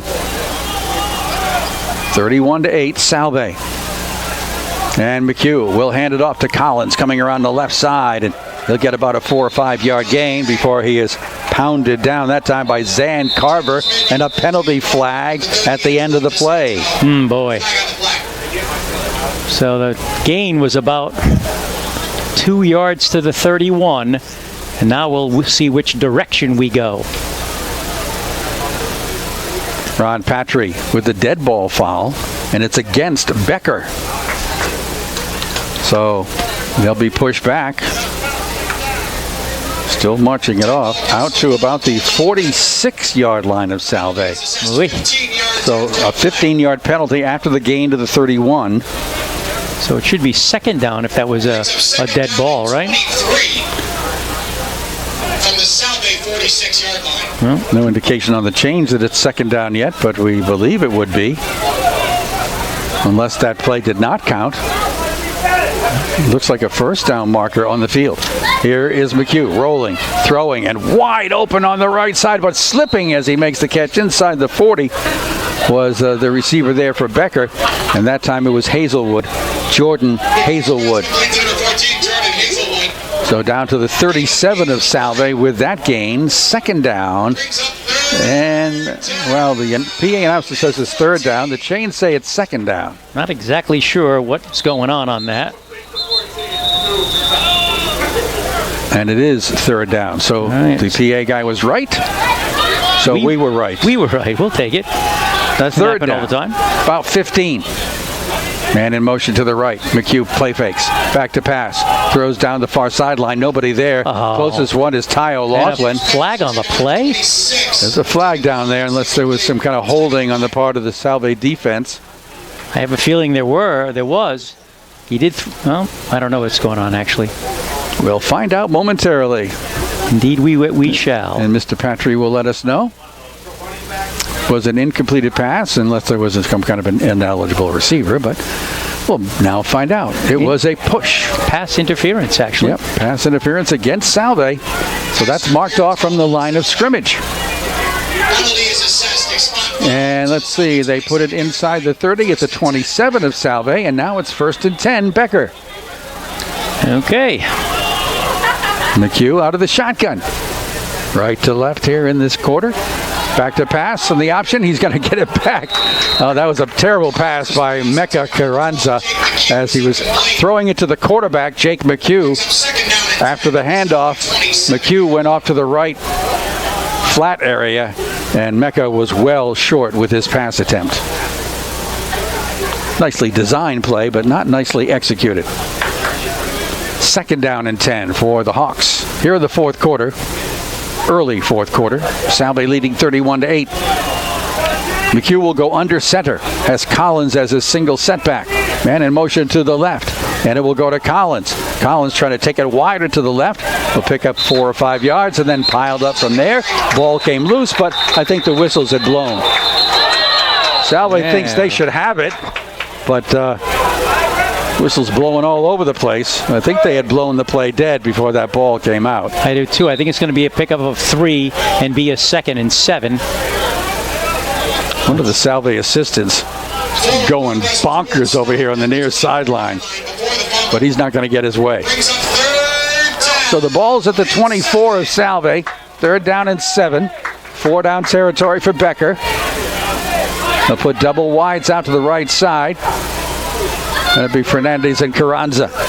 Collins in the backfield. McHugh hands it off to McMurphy. McMurphy tried to run right. There is nothing there. Absolutely nothing. Right there to make sure nothing was going to happen was Salve's Dylan Nagy. I think it was a loss on the play of about a yard, almost 2. Dylan is a sophomore 6-footer, 230 pounds, out of Franklin Square, New York. So from the 26, it'll be 3rd and 9. I'm sorry, 4th and 9. And obviously they'll go for it. Coming into that defensive set for Salve is Dylan Budnick out of Cranford, New Jersey. And Becker looking for something positive here. Haven't had anything like that in a while. A long while. All right, McHugh goes back to the shotgun. Setbacks to his left and right. Gets the snap. Straight drop. Looks, being rushed and wrapped up and brought down. Great job of charging in there for Salve Regina. And getting it done is Salve's Bobby DePorter. Lost about 8 yards on the sack. Salve will take over on downs. Bobby came charging in untouched by anybody as he gets the sack. He's a sophomore out of Bernardsville, New Jersey. 265-pound sophomore at that. Well, they started that drive on the Salve 33 and ended it on the Salve 34. 1st and 10. Nick Garcia back to quarterback the Seahawks. The snap rolls to him, so he just picks it up and runs with it and gets a decent gain out over the 40-yard line. Heads up play by Nick Garcia on a very poor snap. Ball just over the 40-yard line, and by the time he was done, he had nearly 8 yards on the pickup. Coming into that front line at center, Kevin Olawson out of New Jersey for Mike Saunders. Trips to the right. Hand off to Mirabile. And Dylan trying to drive forward to a 1st down. Falls forward too close to a 1st down. Yeah, it really is close. They are going to give it to him. Christian Perkins making the stop, a junior from Melrose, Mass. Does a lot of work on that front line with Lamar Smith, a sophomore from Green Acres, Florida, and Brandon Mollet out of Bovina, New York. 1st and 10, Salve with the ball at their own 44-yard line. I would assume would be content to run the ball, but you never know with Kevin Gilmartin. And Mirabile stays in the backfield. And it's going to be the quarterback, Nick Garcia, who keeps it himself. Nice spin move. Get out close to a 1st down. The ball came loose. Yeah, it did. Popped right out. And Becker recovers. Yep. That was a nice run by Nick Garcia, but as he was tackled, the ball jarred loose, and the Seahawks turn it over and give the Hawks the possession at their own 43-yard line. Becker takes over 1st and 10. A lot of reserves in there now for Salve with a 31-8 advantage here in the 4th quarter with 10:42 remaining. That's 2 possessions in a row for Salve that have ended in fumbles. And Jake McHugh will go back to work. The junior quarterback out of Linfield, Mass. At the 43, his own 43. Offset backfield behind him in the shotgun. With the snap, McHugh hands it off, and here comes Carranza. Mecca trying to get around the left side. All kinds of blue uniforms waiting for him. Gain of about 2 yards that time. Zan Carver was in the neighborhood, and lots of other people were in the neighborhood as well. And that includes Josh Gelb. And now we've got another Becker player on his back. That might be Mecca. Yeah, it is. Mecca a little shaken up on his back.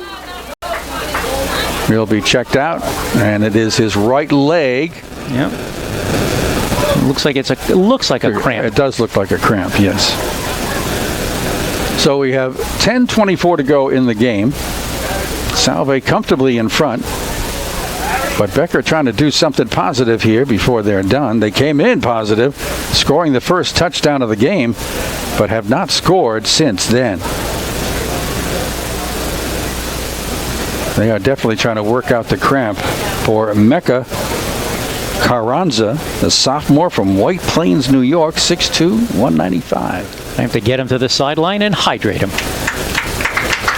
And he's going to hop off the field, staying off that right leg. The ball is at the Salve 45-yard line. It is 2nd down and 8 after that short gain. Keep an eye on Mark O'Neill. Actually, we've got Hazelwood out wide left side. Fernandez wide right. And David Collins gets the handoff on the left side, picks up some nice blocking, and gets out to midfield. Shy of a first down. Zan Carver again helping out on the snap and getting help from Shane Kolstad, a freshman from Middletown, Connecticut. Third down and about 3 here for Becker. I'm sure they'd go 4 downs at this stage of the game and this far behind. O'Neill and Fernandez go wide on the right side. And a penalty flag before the snap. Let's see if they have 11 men on the field. 5, 9, I count 11. Okay, now see what the call is then. Illegal substitution. Sent somebody in too late. So back to the 45 it goes, setting up a 3rd and 8 now for the Hawks. And coming back into the set will be Mr. Hazelwood, Jordan Hazelwood. Jordan comes out of Bayonne, New Jersey. All right, Hawks right to left here in this 4th quarter, trailing 31-8. Rolling is McHugh, throwing on the run, wide open over there. Hazelwood. Is Hazelwood for a first down, about the 45 of Salve. He was all by himself over there on the far side, the right side. And nice throw from Jake McHugh to find him at the Salve 44. Play is good for 11 yards and a Becker first down. Salve using some reserves here. We're trying to pick him up as best we can as we see him. Joe Vecchione is in there right now. He's one of the linebackers in there with Zan Carver. And the handoff. Looks like it's Collins trying to drive his way forward, getting a very short gain. Whistles blow pretty quickly to try to settle things down. Mr. DePorter given credit for that one on the tackle. The ball at the 45 of Salve. Loss of a yard, 2nd and 11. Well, they surely have not run the ball very well. They've put the ball in the air okay, but they just cannot establish that run game. Talking about Becker here. Angelo DeSanto is in the defensive set for Salve. Here's McHugh trying to run to the left side. Puts his head down, but he is driven down right away by Zan Carver. Looks like he lost another yard. Making some very impressive tackles here is Mr. Carver out of Old Tappan, New Jersey. He's a senior. So back to the 46-yard line we go.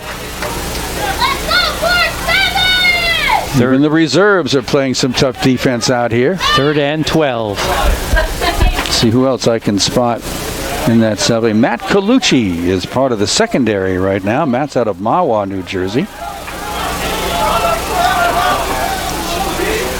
3rd down and long here for Becker. McHugh in the shotgun gets the snap, rolls to the right. Looking, being chased, still rolling, and will throw it out to avoid the sack as he throws it to his own bench. And brings up 4th down. Question is, will they go? I assume they will. Getting some good pressure, and a lot of times I'm seeing Shane Kolstad apply a lot of that pressure. I think I might punt here. I mean, you're down 23 points. Nothing's really going well, but they're going to go for it. Jack Gulfey is out there, junior from Hopkinton, playing some defense right now. 6'footer, 240. They will go for it. On 4th down and about 12 at the Salve 46. McHugh looking to pass. Straight drop. Still looking and throws as he's going down. And that'll be incomplete. Let's see if they want to go intentional grounding. They do not. just the incompleted pass, and that'll give the ball back to Salve with 7:25 to go. And you know what? These Salve fans are sticking around for the whole game. I don't think a lot have left. So the Seahawks will go back to work, and we'll probably maybe get a few more new names out there for the offensive side of things. First and 10 for the Seahawks. Seahawks at their own 46 take over, leading 31-8. A little under 7.5 minutes to go. And Max Yates takes over at quarterback for Nick Garcia. Third quarterback of the afternoon. And Max will hand it off, and there's a good run. Nice opening for the Seahawks. Connor Welch. Another New Jersey product, a freshman. Connor with the carry to the 45 of Becker. A gain of almost 9. Second down and 1. Try to pick up these new numbers as best we can for you. As Max Yates takes over the quarterback chores. Gets the snap, hands it off to Welch again, trying to break free on the left side, and does to get the first down and a couple extra yards after that. So the reserves getting time and doing okay. To the 41 of Becker. Left to right goes the Salve attack. And who else can we pick up for you out there for the Seahawks? Max Yates is at the quarterback spot, awaiting the snap. In the shotgun, he'll hand it off to Mirabile, and Dillon goes left side for a short gain.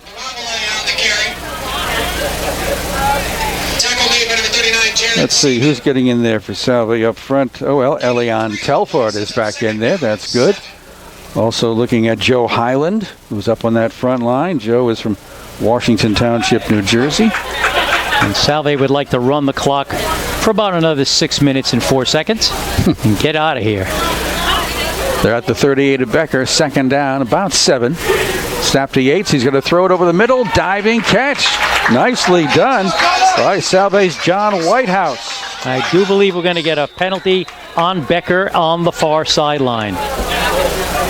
Gain is to the 31 of Becker. Who caught the ball? Mr. Whitehouse, John Whitehouse. And let's see what this infraction is all about. 7 yards on the pass play.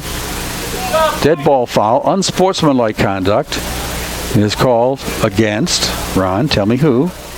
It is against Becker. Yeah. But it's being declined by Salve. It was not a dead ball foul. Oh, I see. There we go. Offsetting. Never mind. All right, coming into the Seahawk lineup now as a wideout will be Max DeVito out of Cedar Grove, New Jersey, another freshman. See Pat Travers still as a wideout over here on the near side, part of the trips formation. Max Yates in the shotgun formation. First and 10. Hands it off to Connor Welch, and Welch is caught and brought down for a short gain. Welch on the carry. Bianco and Zeman on the stop. They put the forward progress at the 29 of Becker. 5:20 remaining in this contest, which is in the very comfortable hands of Salve, nearing the win column officially. Got Tom Benowitz in there as a tight end from Allendale, New Jersey, a senior. He's in the trip side over on the left. And the snap, Yates is going to give it to Connor Welch, who's caught in the backfield and wrapped up very quickly, making a stop Jared Zeman from his linebacking position. So the ball is now on the 30-yard line. 3rd and 9. Mirabile comes back into the backfield. They all look to the sidelines for the play. Also got John Whitehouse still in there. Long look over to the sidelines with the potential delay of game looming. And the ball on the Becker 30. Yates from the shotgun has Mirabile beside him. And hands it off to Dillon, who's caught in the backfield and can't escape. And then once again, it is Mr. Zeman, Jared Zeman, sophomore linebacker out of Bethel, Connecticut. So Salve on 4th and 10, rather. There's a loss of a yard on the play. will be going for it at the 31 of Becker, just to use up more time, if nothing else. Under 4 minutes remaining. Let's see if they want to risk putting it up in the air with Max Yates at the quarterback spot out of Pinehurst, North Carolina. Back to pass, throwing over the middle, and caught, dropped. Oh! Pat Travers had it for a moment, right over the middle, had touchdown written all over it. He was right at the 5-yard line with nothing between him, and that was a good pass by Max Yates. So the incompleted pass on 4th down gives Becker the ball. 1st and 10 on their own 31 with 3:40 to go. 31-8 is the Salve advantage here. 1st and 10 for the Hawks from their own 31-yard line. And lots of other new numbers coming in there for Salve. Here's Jason Dwight, a linebacker from Hummerock, Massachusetts. That's a new one on me. New quarterback, too. Alpha Barry hands it off, and Collins with a nice run picks up nearly 10 yards, running wide to the right side. Alpha Barry takes over at the quarterback slot here for Becker. He is a sophomore out of Staten Island. The game was out to the 41. That's for a 1st down. Exactly 10. That's all you need. For David Collins. 3:20 left to go in the game. Salve has it well in hand. Barry in the shotgun. Goes about 6'2". Hands it off to Collins on the right side, trying to find somewhere to run. Can't find any place to go. Not that time. Looks like he may have lost a yard. In there on that pile was Stephen Etienne out of Dorchester, Mass., a sophomore. Loss of a yard, 2nd and 11. Getting in there for the Seahawks now is Alex Pitzer, freshman from New Milford, Connecticut. At their own 40, Becker with the ball. 2:40 to go in the game.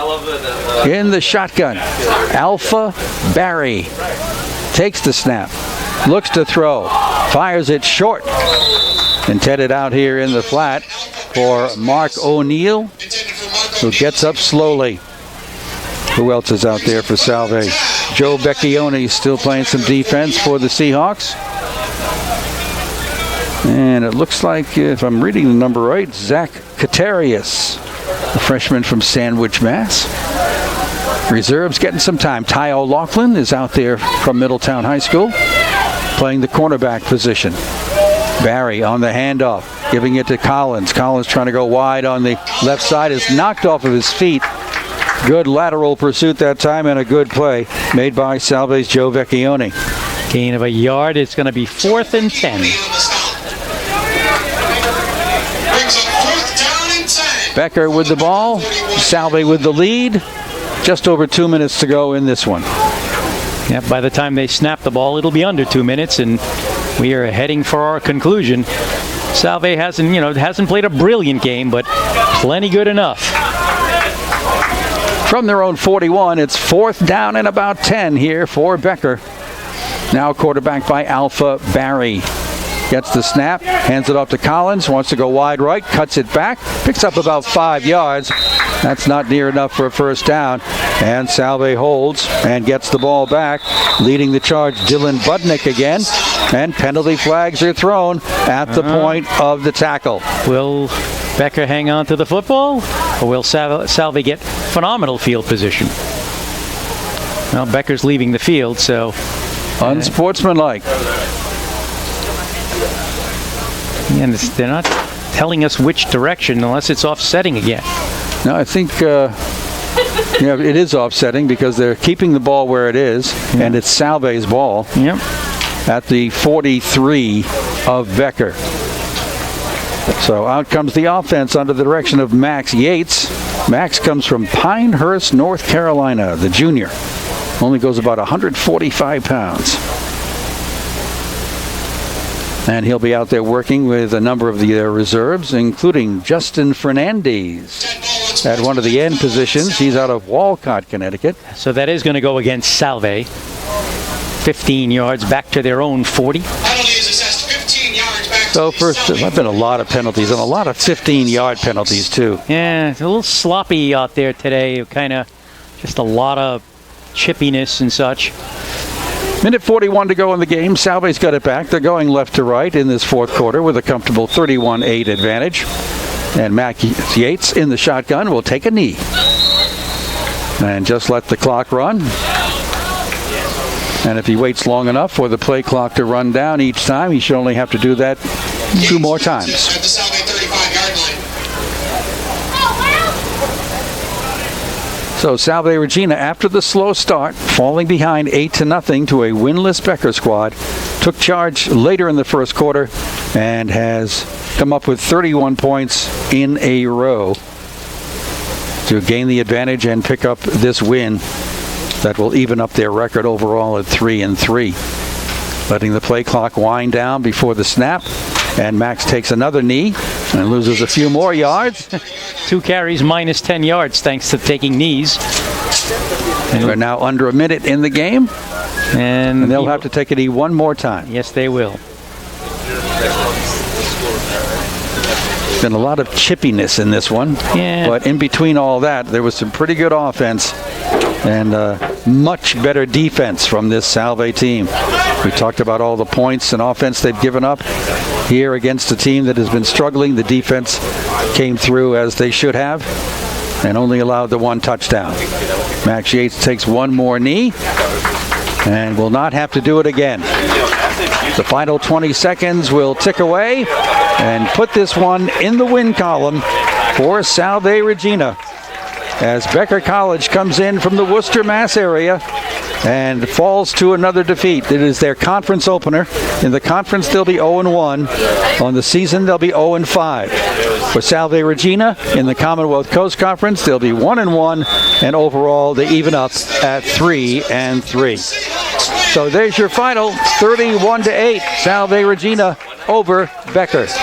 Time for a timeout, and we'll be back with post-game activity, including a chat with Kevin Gilmartin after this on W80K.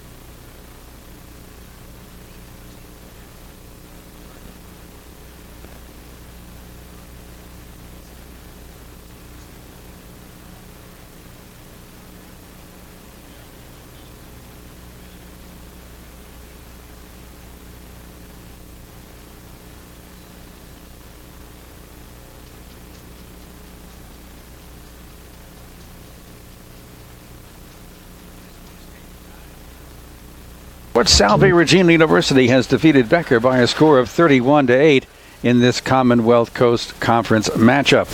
A game that had kind of a scary start if you're a Salve fan, because this winless Becker team came in and scored quickly in the opening quarter and took an 8-0 advantage. But later on in that first quarter, Salve slowly but surely began to take charge of this game And as it turned out, they would not give up any more points the rest of the game. The defense was especially sharp, and the offense really started to put it together as well.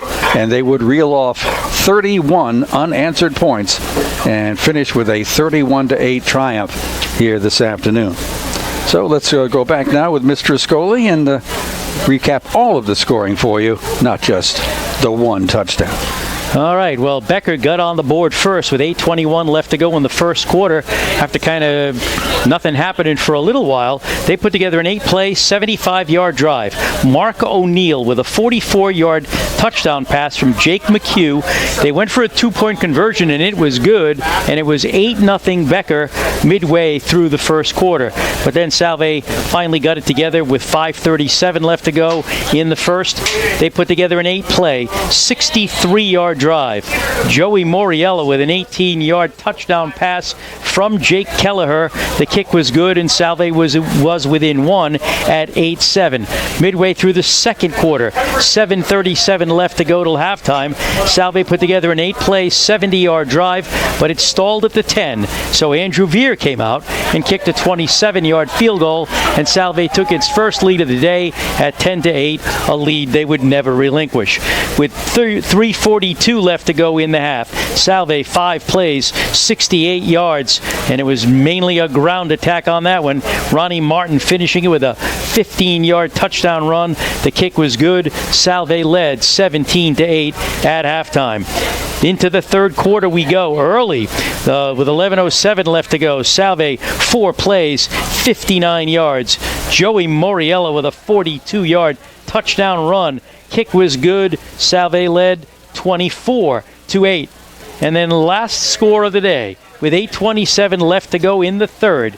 Salve 4 plays, 29 yards. Joey Moriello takes it in from the 1. The kick was good, 31-8 Salve, and that is your final score. As far as individual numbers are concerned, Joey Moriello with another great day. 12 carries, 115 yards, 9.6 yards a carry, and 2 touchdowns. Ronnie Martin, 12 carries, 72 yards, 6 yards a carry. He had a touchdown in a nice return game for Ronnie. Jake Kelleher, 8 carries, 28 yards. Dylan Mirabile, 4 carries, 6 yards. Nick Garcia had 3 carries for 26 yards. So Salve really got it done on the ground. Passing, they did just enough. Jake Kelleher was 5 for 11, 112 yards, 1 touchdown, 1 interception. Max Yates was 1 for 2 for 7 yards. He could have been 2 for 2 with a touchdown pass, but he had a drop. Brendan Nunes had a couple of catches for 33 yards. Joey Moriello, 1 catch, 18 yards. That was a touchdown. So Joey had 3 touchdowns on the day. John Whitehouse had a catch for 7 yards. Ronnie Martin had a catch for 38. And Pat Travers had a catch for 23. Salve's numbers, 43 carries, 226 yards on the ground. That's about better than 5 yards per. 6 for 13 passing for 119 more. 345 total yards for Salve. For Becker, they couldn't get it done on the ground at all. Emeka Carranza, 9 carries, 6 yards, less than a yard a carry. David Collins, 19 carries, 62 yards, 3.3 yards a carry. And I think, Bob, you mentioned this statistic before the game. I think they were averaging about 3 yards a carry. Indeed. They barely did that. Jake McHugh, 14 carries, 8 yards. And Kenny McMurphy, 3 carries, minus 2 yards. So again, they just could not run. Passing, Jake McHugh had an okay day, 18 for 29 for 197 yards and a touchdown, but he was picked off 3 times. And so far, Becker's been picked off 11 times in 5 games. Alpha Berry was 0 for 1. Emeka Carranza was 0 for 1. Mark O'Neill, as far as receiving goes, had 5 catches, 126 yards. He had a touchdown. Ryan Fernandez had 2 catches. Kenny McMurphy had 3 for 18 yards. Jordan Hazelwood had 4 catches for 35 yards. And Emeka Carranza had 3 catches for 14. So Becker had 45 carries, 74 yards on the ground, less than 2 yards per carry. And they were 18 for 31 passing for 197 yards. So Becker, 270 391 total yards. Salve, 345 total yards. And on the scoreboard, it was all Salve, 31-8 over Becker, running their record to 500. Becker goes to 0-5. And that's how it all came out here this afternoon at Toppa Field in Newport, and a much-needed win for Salve, who had been struggling and needed to even up their record, and they have done that now overall on the season at 3-3. Eventually, Mr. Kevin Gilmartin will find his way up to us. No, he has done that. But we'll give him time because, he's getting older, and it takes time for him to come up the stairs and all that good stuff. So a victory for the Seahawks. Kevin Gilmartin does indeed join us here for the post-game activity. And thank you for doing that. Before the game, you and I were talking, and I might have been taking Becker a little lightly, but you weren't. And the way they got off to the start kind of emphasized your attitude toward this game. Mm-hmm. They didn't surprise you. No, I thought they were a very athletic team. I mean, I think they're very good. Unfortunately, they're undefeated. I mean, they're defeated right now, but they've been in the games. And so really what we felt is that if they hung around, it was going to be a ball game till the fourth quarter, and there was no doubt about it because, they're close. They're just missing a little execution here, a little execution there. Almost a mirror of where we are right now, too, and we cleaned some of those things up, and we execute on some of those plays, and that was a difference. And then momentum started to shift our way, and then we took full advantage of it, and then it kept going our way up until the roughing the passer, and I think honestly that he was pushed into the quarterback, so I don't even think that should have happened, but And nice having Ronnie Martin back, huh? Absolutely. We've been waiting to have him back, and I mean, he's a good football player, and now you have a great 1-2 punch with a third punch of Dylan Mirable too. I mean, it's good to see guys out there making plays. Well, your defense, unfortunately, has been giving up a lot of points, a lot of yards. Was it important to you to come out and shut down a team for one big time here? Oh, absolutely. Especially coming into a bye week too, because we needed to get momentum, confidence our way, and the defensive thing. Excuse me. Yep. I felt there was a lot of times the offense was leaving the defense out on the field a bit. When we get some 3-and-outs or some turnovers, and so they were worn out and gassed a little bit. And I think finally we got to control the ball a little bit, and that actually helped our defense to fly around and make some plays.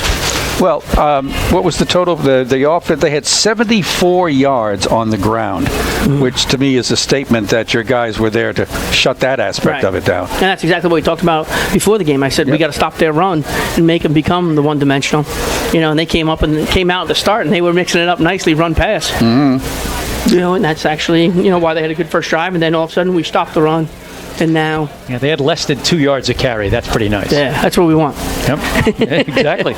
Analyze Jake Kelleher for me as your quarterback. How's he doing? He's good looking, very smart. Like you. Exactly. Yeah. The only difference between you is he's taller. Now, I want to point out that, that you say, like me, up here, when, now that I'm here, and when I came in here, you were saying he's old. It takes him a while to get up here, So now, it's behind my back. You're selling me out to all of America that's listening to this. Never behind your back. It's always right in front of you. Yes, it is. Yes, it is. Okay, I wouldn't conceal that for a second. Appreciate that. Now, are you happy with the development of Jake Kelleher? Getting back to my original question. Absolutely. We know he's a work in progress. He's a sophomore and he's still figuring things out. And sometimes, as we're calling plays, he's looking at it saying, you can see the wheels turning in his head like, wait, what am I supposed to be reading? Mm-hmm. And that's why, sometimes simplifying things and making sure that they can do it. And that's the development of a quarterback. That's always something that's a huge factor. When you got a quarterback who's been in the program 3-4 years, they're always a lot better. This is his second year, and it was Tyler McGovern's second year as well. So we knew, it was going to take a little bit of the process for them to the learning curve. Mm-hmm. So, unfortunately, you have a bye week next week, which means, among other things, Matt Sylvia can't make another interception. No, he cannot. But it's unbelievable, right? We talked about him last week, but talk about being in the right place at the right time. Two more. Right. I mean, just making plays, too. I mean, he's looking great out there. I mean, I don't know what the numbers are, where they're supposed to be, but, that keeps up. That's going to be quite a few honors for him down the road. Mm-hmm. How does the head coach approach a bye week Do you like a bye week? Are you not happy with the fact that you can't play? What's the whole attitude? We get into the business because we love competition. I mean, there's not a coach in America who doesn't want to keep playing nonstop. You know, the season ends and you're always kind of like, whew, man, thank God. You know, it's been a total grind. And then like after about 24 hours, you're like, what am I going to do with myself? You know, and so bye weeks are almost a microcosm of that. We want to get back out there, but at the same time, you know, it's a chance to, you know, refresh, recharge, get stuff. I get to go see my daughter play field hockey, you know, next week. Then. So I'm very excited about that.